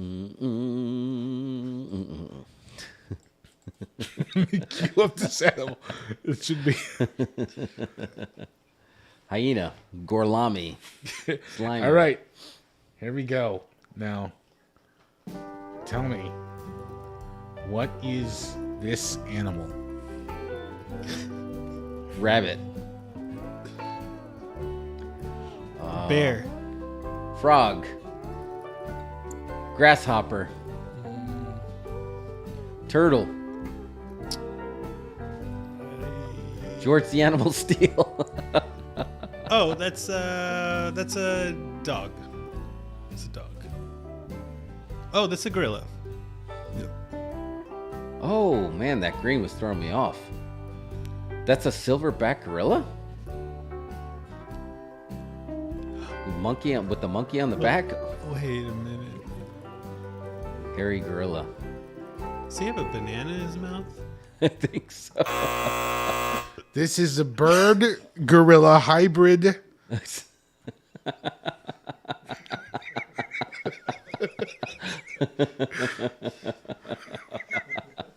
What the hell?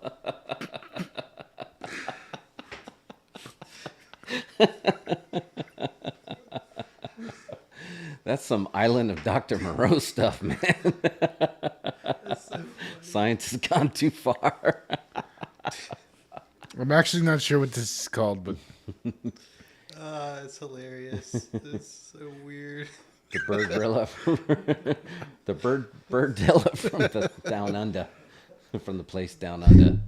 all right, we'll try one more of those. Maybe that was the wrong direction to go. But we'll try one more. And y'all tell me. You guys are used to this. This is too funny.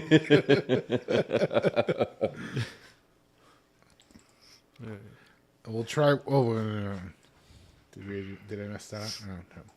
No. I'm like crying. I know. That was hilarious.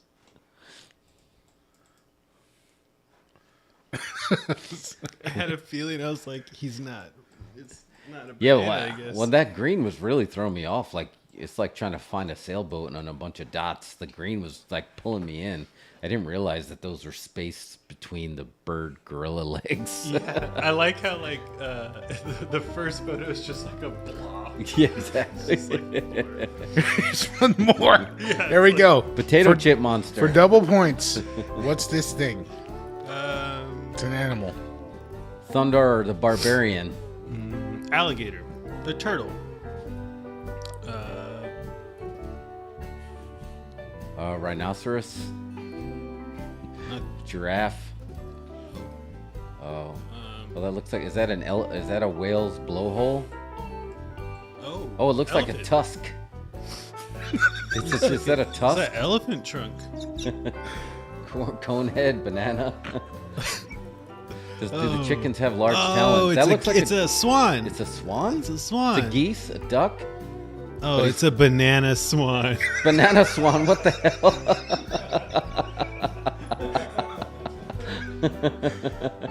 Mario, this is a family show. That's 2 points for Jesse. Banana swan. Oh man, it's so funny. Feet fit right through So them. weird.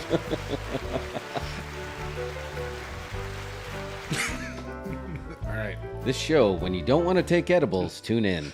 I can't handle it. I'm like, crack it up. All right. Jesse's up by 3. All right, yeah. So I guess I'm this way is behind. this is the game breaker. This is the game winner. This is it. I keep Last swinging one. for the fences. I think I need to call a bunt. I need a bunt. I'm gonna give you an I think you'll have an opportunity on this one. Okay. Jeff. To maybe catch ahead, we're gonna make this one double points, which means they're 4. Okay. Double the double. But this is it. The daily double Bob. This is it. For all the marbles, what's this thing? A deer. Mars? It's, Duck-billed platypus? is this still? It's a Still animals. Elephant. Oh, that looks like an ear. human. Humanoids from the deep. I just like kind of feed off of what he says. Like he'll like get closer, and then I'll just like guess it right before he. It's a human. It looks like a human. Oh, that is hybrid. what's the name of that? Oh. Is that No, that's Kurt Russell. That's Mark Singer. That's Kurt Is Russell. that- I know Oh, those eyes. that's Kurt. I know those Escape eyes. from New York, Snake Yeah. Plissken? Yeah. Yes. Oh, the chat got it. Who correct. got that first? I think This is up to the judges because Jack. I think Jesse said I said Kurt Russell. Kurt Russell yeah, first. I think you got it because I He said, said Mark Kurt Singer. Russell, and you chimed in with Snake Plissken. I don't know. AJR, what do you think? Does Kurt Are Kurt those Russell? the judges? Are those people? Yeah, you said that pretty fast, and I was going down the wrong movie. I was thinking it was going to be the Beastmaster, not Escape from New York. Are you sure? Yeah, because I think you're the one. Yeah, I think you pulled it off. Chat got it first. Chat was all over it, and I wasn't looking at chat because I was getting pulled in by that singular eye. Well done. Jesse is the first current. Now he's the current title holder for what's that thing? What's that thing? that was great. It's so weird. The banana. The banana swamp The is so banana elegant. swamp is so- I like could not like. I'm sorry. I just never seen such elegant potassium. That was art. Oh man! So let's talk about. You guys want to talk about? Is everybody caught up on episode 2 of The Last of Us? We are all caught up. Yes. I had a nauseous moment, and I usually don't. I don't have a queasy stomach, but that slow tongue kiss of fungus got me. That slow tongue kick of fungus. I thought you were going to say the wade through the still water. That got to me. That got to you. Just felt a little queasy. That's so gross. That was the grossest thing I've ever seen. Yeah, that was pretty. I mean, the show is great, but yeah, it's now you're playing with it's already pretty. Why is it more gross than zombies? But it does feel like it is for sure. But there's just something about that episode, and then I watched something afterwards. And Jesse, I showed it to Mario. I didn't show it to you. That they were, trying to come up with a way that the spores are not going to be like they were in the game, so you're going to actually change it around. And then somebody brought up like, well, why are they being so violent? And then you noticed in this episode, they're only violent when you resist the spread. So when she stood still and he just kind of came up and slow kissed her, like, if you just stay still, we're not going to be violent. We're just going to spread. Mm-hmm. I thought that was a really interesting take. Yeah, that was interesting. It was almost like it's not. Yeah, they're not really considering like the fungus isn't really like considering. It's just doing its thing, and it's gonna do it however it has to do it. Yeah. But ideally, it would like to do it just like gracefully. I guess. Yeah, exactly. Where it doesn't want to attack. It doesn't want to hurt you. Mhm. It just wants to spread. Yeah. What's crazy is apparently it's real, according to YouTube. That is real. As soon as I started looking up Last of Us recap videos, it was like, by the way, the fungus is real. Here's a bunch of videos about it. Was that the ants that get zombified? The ants get zombified. That's right. Well, there's something about, because it's the same thing of, what is it, the psilocybin that's in mushrooms that's supposed to make you kind of trip out. Mhm. That's the idea, where it's not just attacking your body, but it's actually controlling your mind and making you see things. Mhm. That's I didn't know, because I don't play video games ever, and so I don't ever know about any games, and I had no idea this was a game, but watching the first episode, I found out after it was like a game. But yeah, I like the whole story and just like the idea. We were talking about that too. That I think that if you're recommending this show, which everybody know, I feel like it's such a hit right now. Mhm. But if you're recommending this show to somebody, don't tell them it's a video game until after. Mhm. If you tell them that before, they're gonna go in with different expectations, Mhm. and I still think they're gonna like it, because they're like, this is like no video game I've ever played. But it's cooler when you're like, psych, it's a game. Yeah. You're a gamer. Yeah, exactly. Yeah, I liked it a lot. Yeah, the show's great so far. So it was surprising for me to see it like starting in Austin. I was like, oh, that's cool. Like That I didn't know either. That was actually a cool little treat. So Mhm. I mean, I don't know if you know the history, but there's two games, and then there's some accompanying stories and books. So it's a lock for a second season for sure, and that it was a hit. But the debate is, we don't know how long it's gonna go on before they're gonna run out of source material, and I don't know. But it was a really great episode, and there's some cool YouTube shot videos out there that are shot for shot of like the game versus what's actually happening in the show, and it's great. I mean, they did everything right. They got everybody that was involved with the game. They got the people who cared about the game, and this episode as well. I really did honor that, because I was curious of who his travel mate. Like, about Joel and Ellie traveling together, but I also didn't play the game. Mhm. And I couldn't figure out how they were going to take her out of the picture. I didn't know if it was going to be like a heel turn, but apparently it's going to be, we should put the spoilers warnings up.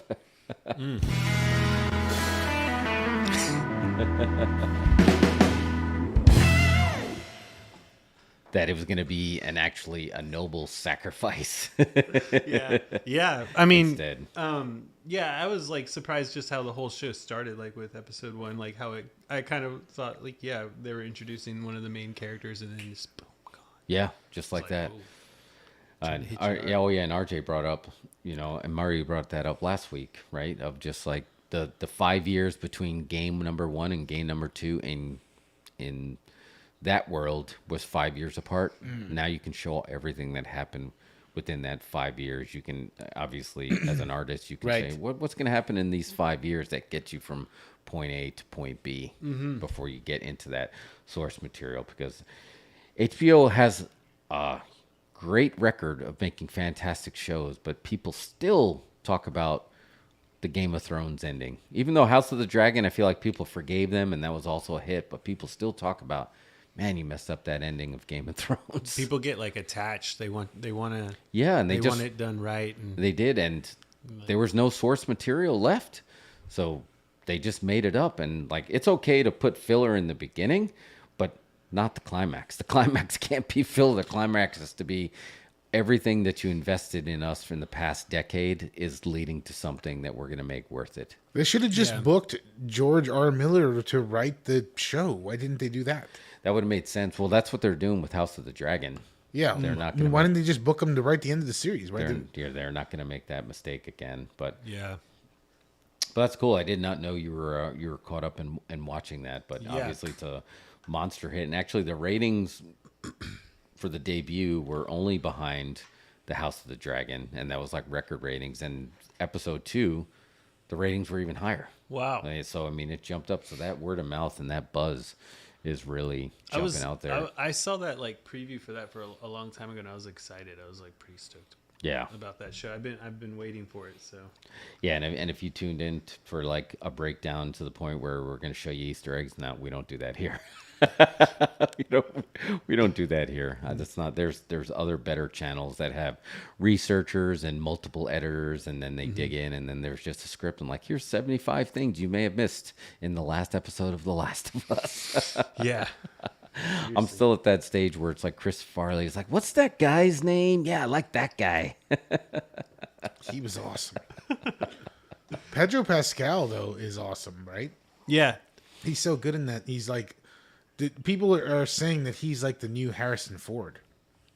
Fair. He's just that. Where's he from? That fits everything. I don't know where he's from, but he's Chilean. Is he Chilean? Nice. Yeah, he's Chilean. Yeah. Yep. Yeah, I like him. Like, it was funny because in The Last of Us, there was like 5 seconds where he was talking where I was like, sounds like Mandalorian right now. Like, just for like 5 seconds. I hope I didn't ruin that for everybody. Isn't that wild, though? His 2 series, he's got like the 2 top series. They're kind of the same. It's him protecting a child and traveling across whatever. That is crazy. Trains. It's like the same story. Yeah. Twice. He's doing it. It's The like universe weird. Is that sometimes a syncs glitch? up and makes- Is that one of those Matrix glitches, Jeff? I don't know if that's actually would be fall into a glitch. I feel like that's more like the synchronicity, the poetry. You know, if we were in the TVA on Loki, would say no. Pedro Pascal was supposed to happen at this moment twice, But with the same premise, different shows twice. and airing at the same time. Yeah. No, yeah. They're And going to both and be it's airing the at top the 2 same time. shows. Yeah, That's really crazy to think about.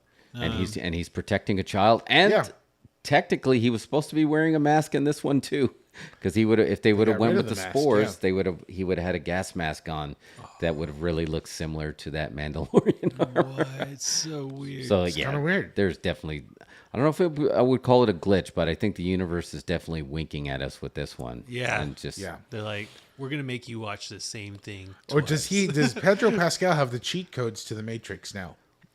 Well, And he was like, I want to be in a show where I'm protecting like this kid.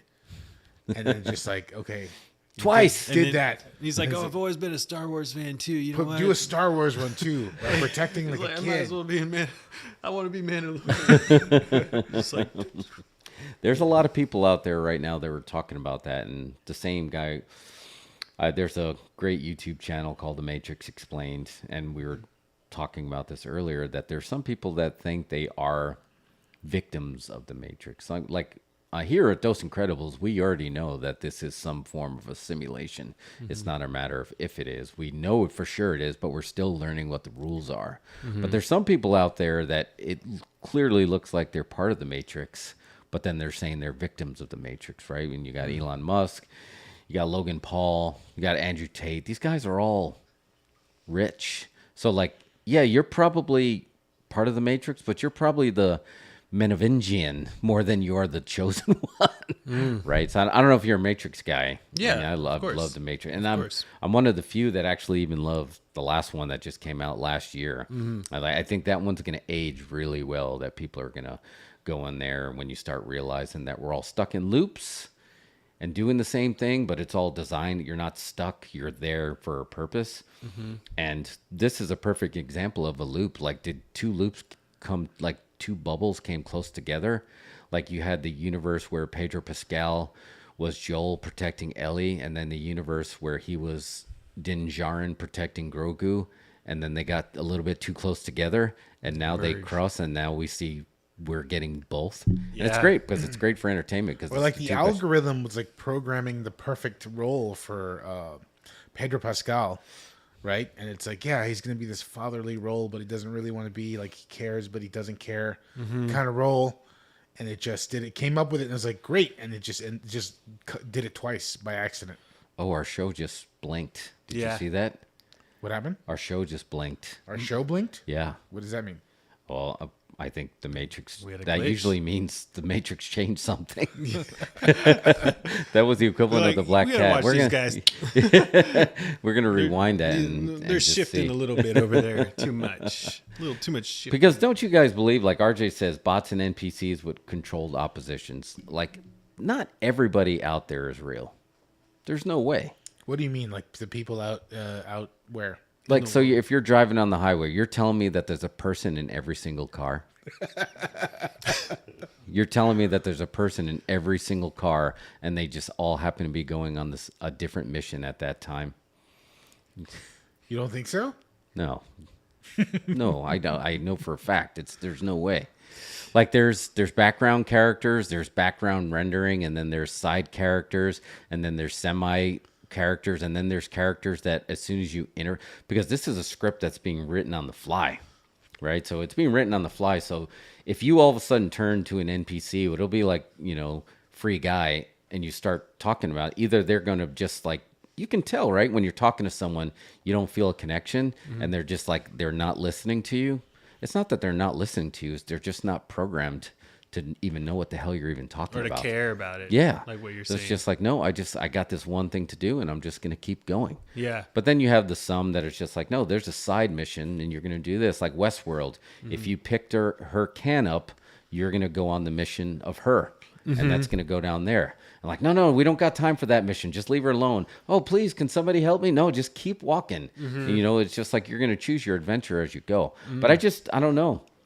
You ever see RJ's right. Do you ever see your neighbors get groceries?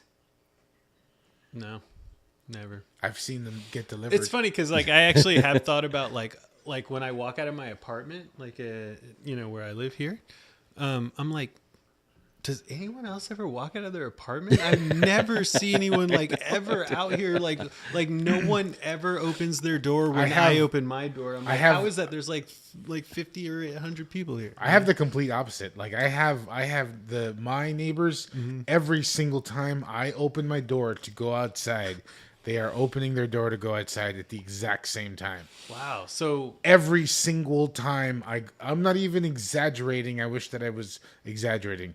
Literally. When we showed up, every time I step outside, every time I'm pulling in with my car to park, dude's they're at their car for some reason. That's crazy. It's crazy. It's insane. It's like I wonder every if, time. like we are creating our own. We are, no, 100%. Like so I've created that. You did, right? It's just like I tell, like your senses are not receivers. Your senses are projectors. You're projecting out there, and sometimes you're projecting nobody's there, and then sometimes you're projecting someone's always there. And the whole idea is what's going to keep you invested in the simulation, in the dream? What's going to keep you believing that for some people, it's like if you see nobody, you're going to get really suspicious. Okay, you better give him something, or somebody's like, if you see too many people, you're going to go like, this can't be real.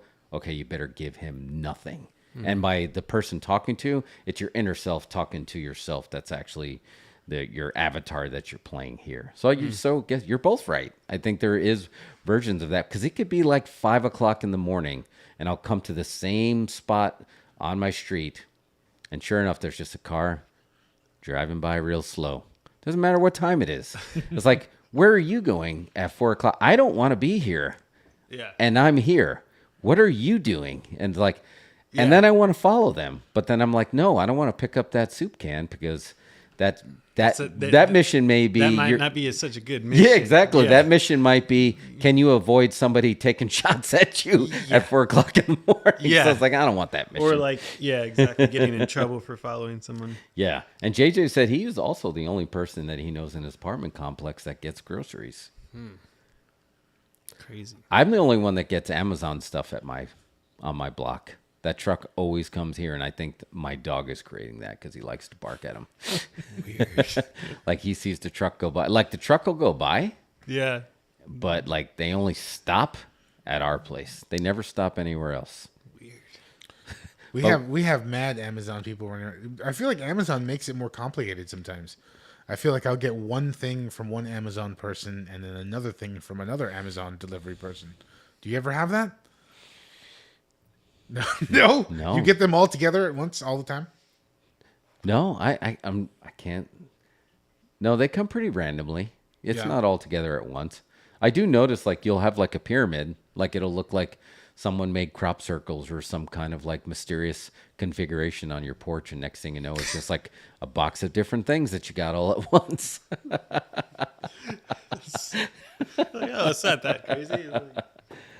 No, but do you guys like? Are you going to seriously look? And there's successful people that I wouldn't say that they hacked the Matrix, but I would say that they found a way to be very successful at one thing, and then they exploited that one thing. But that doesn't mean they're necessarily good at everything else. So when you look at like, Elon Musk really gets into like simulation theory, which we around here we call simulation fact. This isn't a theory, this is fact. And he gets into it. And we told you like he was responding to somebody like on the Twitter machine talking about, the Matrix has got me. And then he's said something along the lines of like, that's what happens when you take the red pill.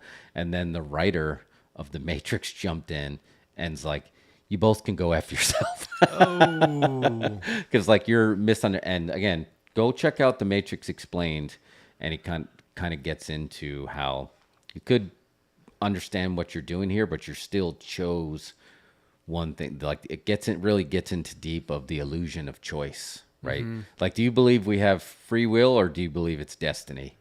That's a good question. Yeah. So it's almost hard for me to like just answer that. You know why? Because it's both. Yeah. I think the way I look at it is both. Because we have the benefit of, by the time what we're seeing projects back to us, like seconds have passed, and then our higher selves, our super consciousness, is coming from a place where we can make decisions and like, would you like to go to the left or the right? I choose right. And then our avatar will go there, but we have, so we made that choice before it got to our body, but then it's going to feel like I was meant to make that choice because I had no other choice. But you already made that choice from a different level. So I think it's both. I don't know if that was it. What's that thing? That's a trick question. Yeah, it's like in the Matrix, are they kind of talking about how like that's kind of what they're talking about. It's almost like you kind of choose your destiny by your little choices you make and the things you decide. So the blue and the red pill are supposed to like represent that or something. Yeah, they represent they represent the illusion of choice. The illusion of choice. Yeah. But think about it: if all of life, from the beginning of time to the end of time, is all on a CD, and then you're all or a DVD, and you're going to play it all out, you're going to have the choice while you're experiencing it, but it's already happened. You just haven't gotten to it yet on that portion of the game. So there's your destiny, but then there's your free will that you're weaving through the game, making these choices. Because the whole idea is, now we're getting, and dude, you're going to love Everything Everywhere All at Once because it gets into this. You're making these different choices that are always going to take you down a different road, but that doesn't mean the other one didn't happen because you automatically... Like alternate universes and parallel universes and... that sounds, interesting. So I think about like deja vu all the time. Like it always like makes me think about like that film Arrival, just talking about like how time is just, it's not what we think it is or whatever. Yeah. And sometimes when I feel deja vu and it feels like so real and it's almost like, come on, is it really just like a chemical going on? It's like, it feels like almost like we have the capability of like using more of our brain than we know or something. And maybe we can. Yeah, and when you really get into that, like time not existing how we expect it, the whole thing of, the Mandela effect. People are always like, I'd love to predict the future, but we're constantly changing the past by just the choices we make now are affecting the past. And then you're saying, oh, does that mean now something that I thought happened before didn't happen? It's like, no, it still happened, but now you're remembering another thing that happened parallel to that. Yeah. So you didn't really change it, but by the choices you're making now and you're expanding your consciousness and then you're going back and then you're remembering just a different timeline. But they're both still there. And there's tons of great Mandela effect. Have you watched any of the Mandela effect video? Those are so cool. Yeah, I I should go back into those, but yeah, I've seen all that stuff. And Yeah, so yes, there is a world where it's called the Berenstein Bears, and then there's one that it's called the Berenstein Bears. And there's a world Yeah. where Sinbad was in Shazam, Yes. right? Yeah, you just got to look at Sinbad and like, oh, he was 100% played Shazam somewhere. Yeah. He definitely played a genie. I know some of those I remember, and, like I can't remember them like specifically, but when I looked at them, I was like, "What? Yeah, this is like." I mean, you probably do that, and I mean, you've heard a lot in. RJ has that Sinbad trailer, FYI. In we might Shazam, yeah. Yeah, we should play that. But you probably do it with song lyrics, right? When you sing a song and you know, a song that you used to know, and then you're like, oh, I really thought that said something else. And I'm not talking about the ones that are like the wordplay, like "excuse me while I kiss this guy," you know, the one that I think everybody kind of gets wrong. But I think there's ones that you'll do a movie quote or a song lyric, and you'll think, and it's like, wow, I really thought that was something else. Yeah. But then you're like, it was in a different timeline, but now you're remembering a different one, like a radio dial. And you just tuned into a different one, but they're all still there. Crazy. Yeah, I haven't thought about that much until like I was reading about it and then like looked at some examples and things, but I never really, like the way you just explained it, I haven't ever had that though, you know? Yeah, I have it all the time. Wow. Yeah, it happens all the time.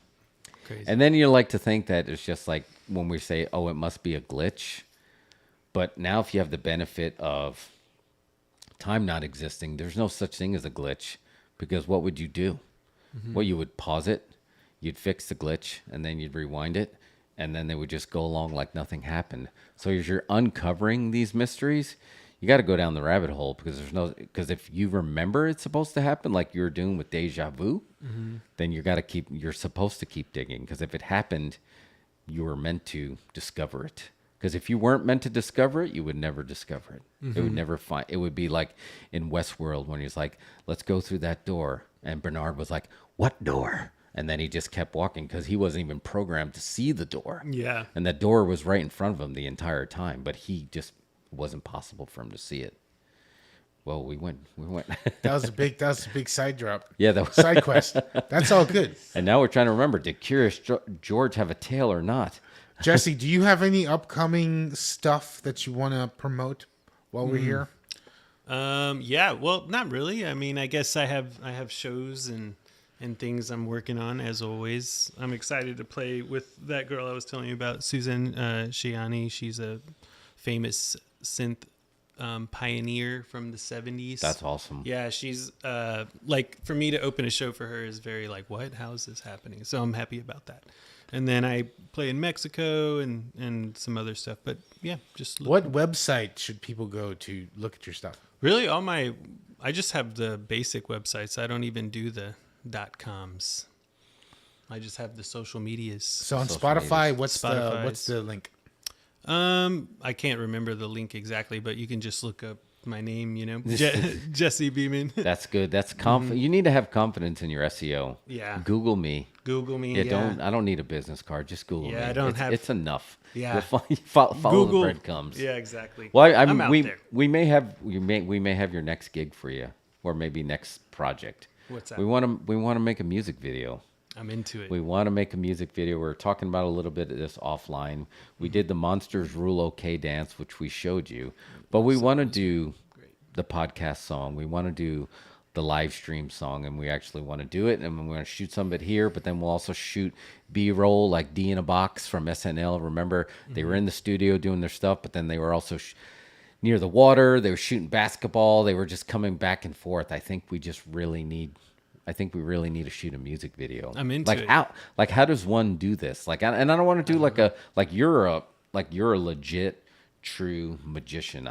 Magician and musician both. Yeah. I want to do that. I don't want to be I just want to have like a real music video that I think we can do it. That sounds awesome. I think it'd be really fun. Like you see, we got a ton of screens here. Yeah. We got lights. We got cameras. We got action. What kind of music? I think we like a little bit, kind of like our opening bumper. We like that if it's a song that would have opened up our pro wrestling Saturday morning show in 1983, if it sounded like that. We should like look up some of those and get some like references on. Yeah, I don't know. And it may have like a MIDI keyboard in there too, just something that's like. I want to make it. Yeah, I would like to come on. I sometimes like listening to Radiolab, and I like how they have I would like to bring a little keyboard here and just like play sounds that react. Yeah, you should totally bring a keyboard. Yeah, that's like reacting to y'all's conversation. Oh man, you know? I would love like a score, IRL score. Right? Yeah, you're just scoring our conversation. I would love it. Do that 100%. Come back and next bring a week. keyboard, please. Yes. Yeah, or next time. I'm into it. I don't. Would we be that? We would make history. We would be the first podcast with a live score. Well, Radiolab. Oh, Radiolab does do it. Yeah, they're Okay. kind of known for the soundscapes and like stuff that they're doing with like their conversations they have about all those wild topics. They talk about retro movies, pro wrestling, and then you're just gonna throw all that. Yeah, see, you guys have a nice different thing. I'm into it. I'll make some. Man, yes, absolutely. I would have put batteries in the SK1 if I'd have known you want to do that. Oh, that would be great. Like, yeah, Radiolabs is probably like Orbit's, like the really good functional gum, and we're like Bubble Yum or Hubba Bubba. Yes. But I really do like. We just had fun. Like we were just messing around, and like, oh, they need a video for there. And it's like. And then I go back and I actually use that on the back of our website, www.doseincredibles.com, and I let that video just kind of loop, even with no sound. And it's just like you watch it, it's just like mesmerizing. And I don't know if it's because it's different lenses or what. I don't know. My only music video experiences was I was in the Coolio music video, "Mama in Love with a Gangster," back in 1993. That's right. Playing a prison guard. Wow. And it was just like, it was a whole, but that was the first time that I got to experience that, how trippy it is to watch a music video being filmed because you're not necessarily playing the music. Yeah. Kind of like that Taylor Swift video that's going around where you see the music video, but then when you see how it sounded like in real life and you just hear like the sneakers squeaking, like it's like a bass, and it's just like, wow, that seems like really trippy. It's like really pulling it back. Mm-hmm. So stripping it down. Yeah, that's interesting to think about. Yeah, that would be raw to do it. But I'd like to do that. Party All the Time would be a good inspiration. Like JJ said, there's something like, I feel like Eddie Murphy had the same moment. Like, right? He's just like made 48 Hours. Like, what are you going to do now, Eddie? He's like, I want to make a music video. That's where we're at right now. Let's do it. Let's do it. I'm in. I think that would be super You guys fun. know I'm in. Yeah. All right, let's do a quick BRB. All right, cool. And we'll go home spot. We'll come right back. Yeah. I bet you think my favorite bubbly is champagne. Well, surprise. What I really love is Sun Country Wine Cooler. It's a truly marvelous blend of real fruit juice and premium wine. As a matter of fact, it's the best tasting cooler I've ever had. So when they asked me to talk about Sun Country, naturally I accepted. Sun Country, say, gimme the real juice cooler. They told me I'd be working in fur, but this is ridiculous. Wang announces the most important step in managing information since the computer, WangNet. WangNet is the electronic connection that gives anyone in your office any kind of information they need instantly by linking together every conceivable kind of office equipment, no matter who makes it. WangNet links you to floors below or satellites above, using just half its capacity, leaving room, of course, for Wang's next breakthrough in office automation. I am here to make a pitch for Sun Country Peach. Why me? Because I'm crazy about the taste of peach. And Sun Country Wine Cooler is the most refreshing blend of premium wine and real peach juice I ever pitched. It has such a great taste. It's how you say it? Peachy, peachy. Sun Country. Say, give me the real juice cooler. You know, I don't mind doing cuchi in a bear suit, but it's so itchy. Caramba, me está matando tantas hormigas dentro de los pantalones. Let's buy our small computer from the giant computer company. You can't beat Goliath. No. Right, David? Sir, let's go with Wang. Nobody makes a better small computer or word processor. They're giant killers. It happened before. It can happen again, because nobody's hungrier than Wang. He's right.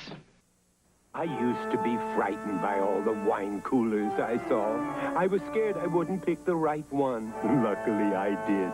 It was the most refreshing one of them all, Sun Country Wine Cooler. You see, Sun Country is a blend of premium white wine and real fruit juice. That's what gives it its great taste. Sun Country, say, give me the real juice cooler. If you don't say Sun Country, you'd better sleep with your lights on.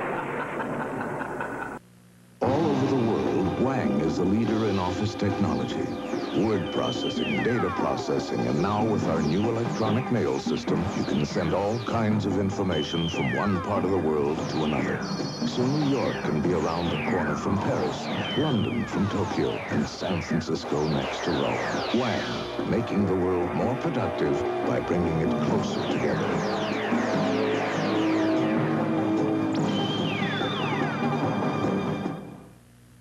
This is the tale of the Sun Country Kid. Rode into town on a horse he called Sid. But Sun Country wine coolers, for one and all, said, drinks are on me. Go on, have a ball. Sun Country's made from juice that's all real and premium wine for refreshing appeal. One sip and you'll know my story is true. Because when has this bear ever lied to you? Sun Country, say give me the real juice cooler. So ask for Sun Country. It's fun, never stuffy. And you can take that from a bear named Duffy. Totally. Ended like classic. Yeah, I think his championship days. I feel like LeBron should get one more ring.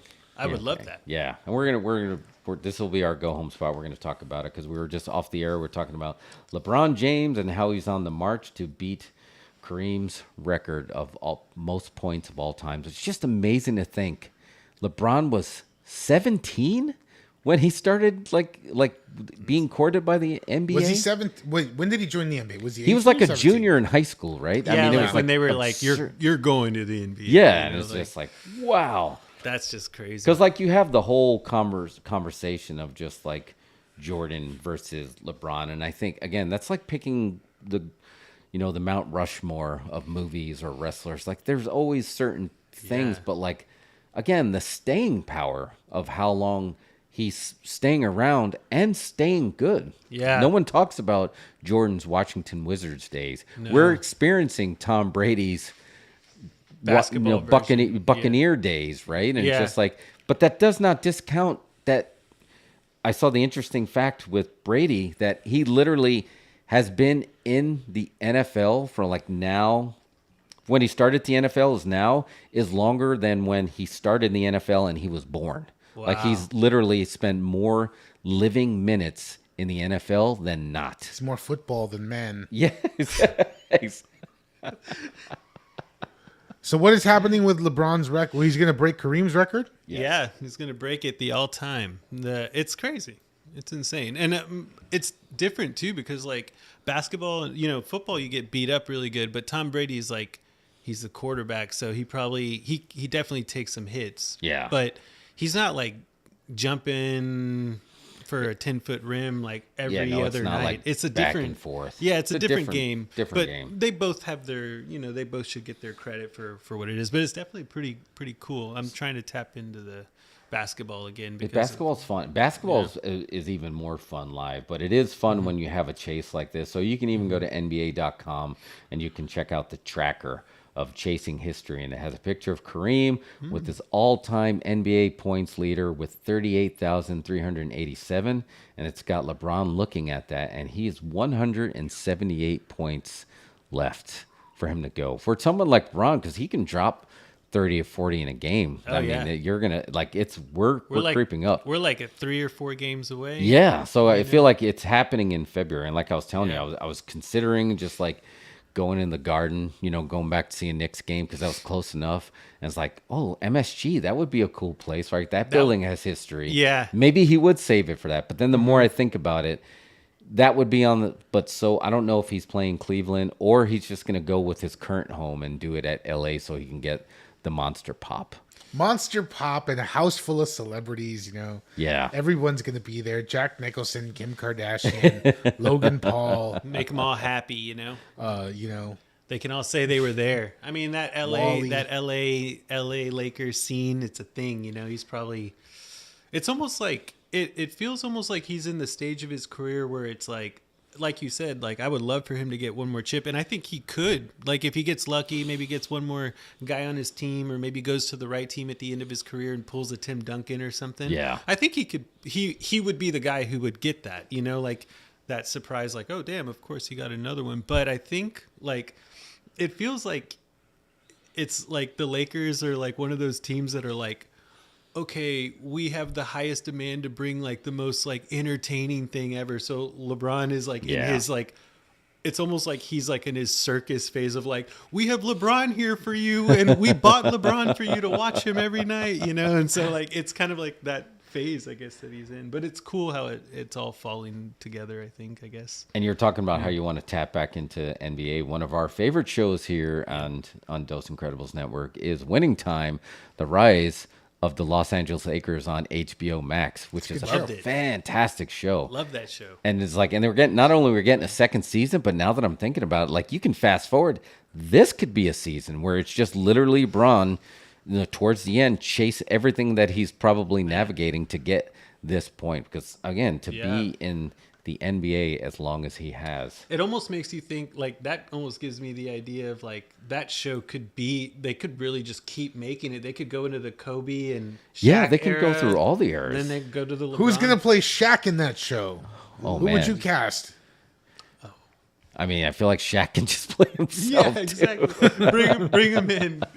Because I wasn't familiar with any of the choices of the actors that they had for Winning Time, and I think they nailed them. Yeah, I think like it's to the point now that when you see like Magic Johnson, I'm like, that's not Magic Johnson. Yeah, I bought so much into the Magic Johnson on the show. Yeah, that show was cool. I do like that. It was so good. Again, I'm a Knicks guy, so but Nice. that being said, I love the history. I like when someone breaks a barrier, breaks something, and just the idea of just like if he can hang in there long enough to play with his son, and like whatever, just like, okay, listen, Cleveland, just do this for your legacy. Yeah. Draft him, bring him back, bring him in, and then get me. Yeah, and then you just get to see a father and son in It's the like NBA. the Lion King. Yeah, exactly, exactly. And then he can pass. They could play that theme song like when they come out. No, I love that story, you know. And you never know, Cleveland might be in a good position if they still have Donovan Mitchell and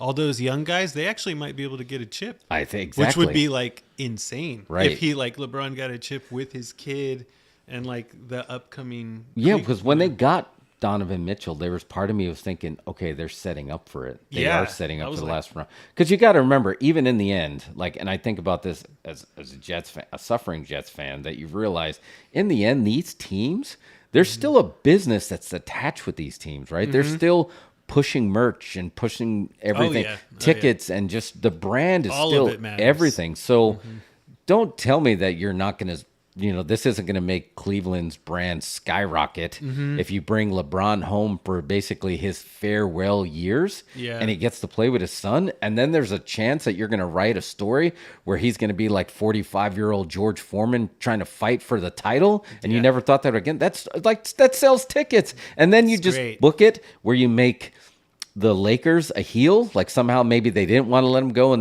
then they face off. And then it's just like, come on. Come on, man! The world wrote it. He just wrote the world of pro wrestling. LeBron probably already has the movie version written. Now he just has to do it in real life. Yeah, he's like, to line it's up already with been that. written. I just got to do it now. You know? No, I definitely dig it. Like, it could be cool. It's interesting. Like, I wonder what would have happened to LeBron if he would have stayed with Cleveland forever, or if he would have stayed with Miami, because both franchises have done pretty good at coming back with when he left. You know, it took them a while, but they did. They played their cards. You know, and they built, and now.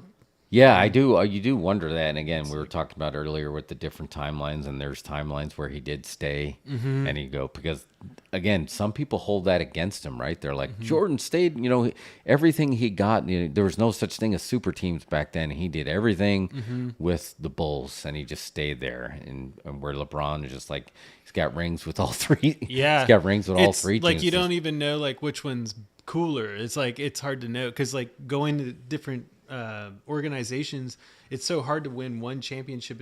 So staying with one, you kind of build this like like culture, so you can, like Steph Curry's doing. So it is weird. You'll never know, I guess. Yeah, no, there's no telling. But here's a quote from him. It's just like, LeBron has declared he will do whatever it takes to remain playing until his son is drafted. My last year will be played with my son, he told The Atlantic during an all-star break earlier this year. Wherever Bronny's at, that's where I'll be. I will do whatever it takes to play with my son for one more year. Wow. That's powerful. I mean, that's great storytelling. Book it. He's Book it right now. We're gonna make a movie. You're gonna watch that. You're gonna watch that year, because then all of a sudden you're gonna be watching his record, and they're growing, and then all of a sudden he's gonna convince his genes, right? Because he goes in those hyperbaric oxygen chambers, which I should give a plug to our friends at CryoFire there in Cedar Park, Texas, where they say this is the same tank that LeBron James and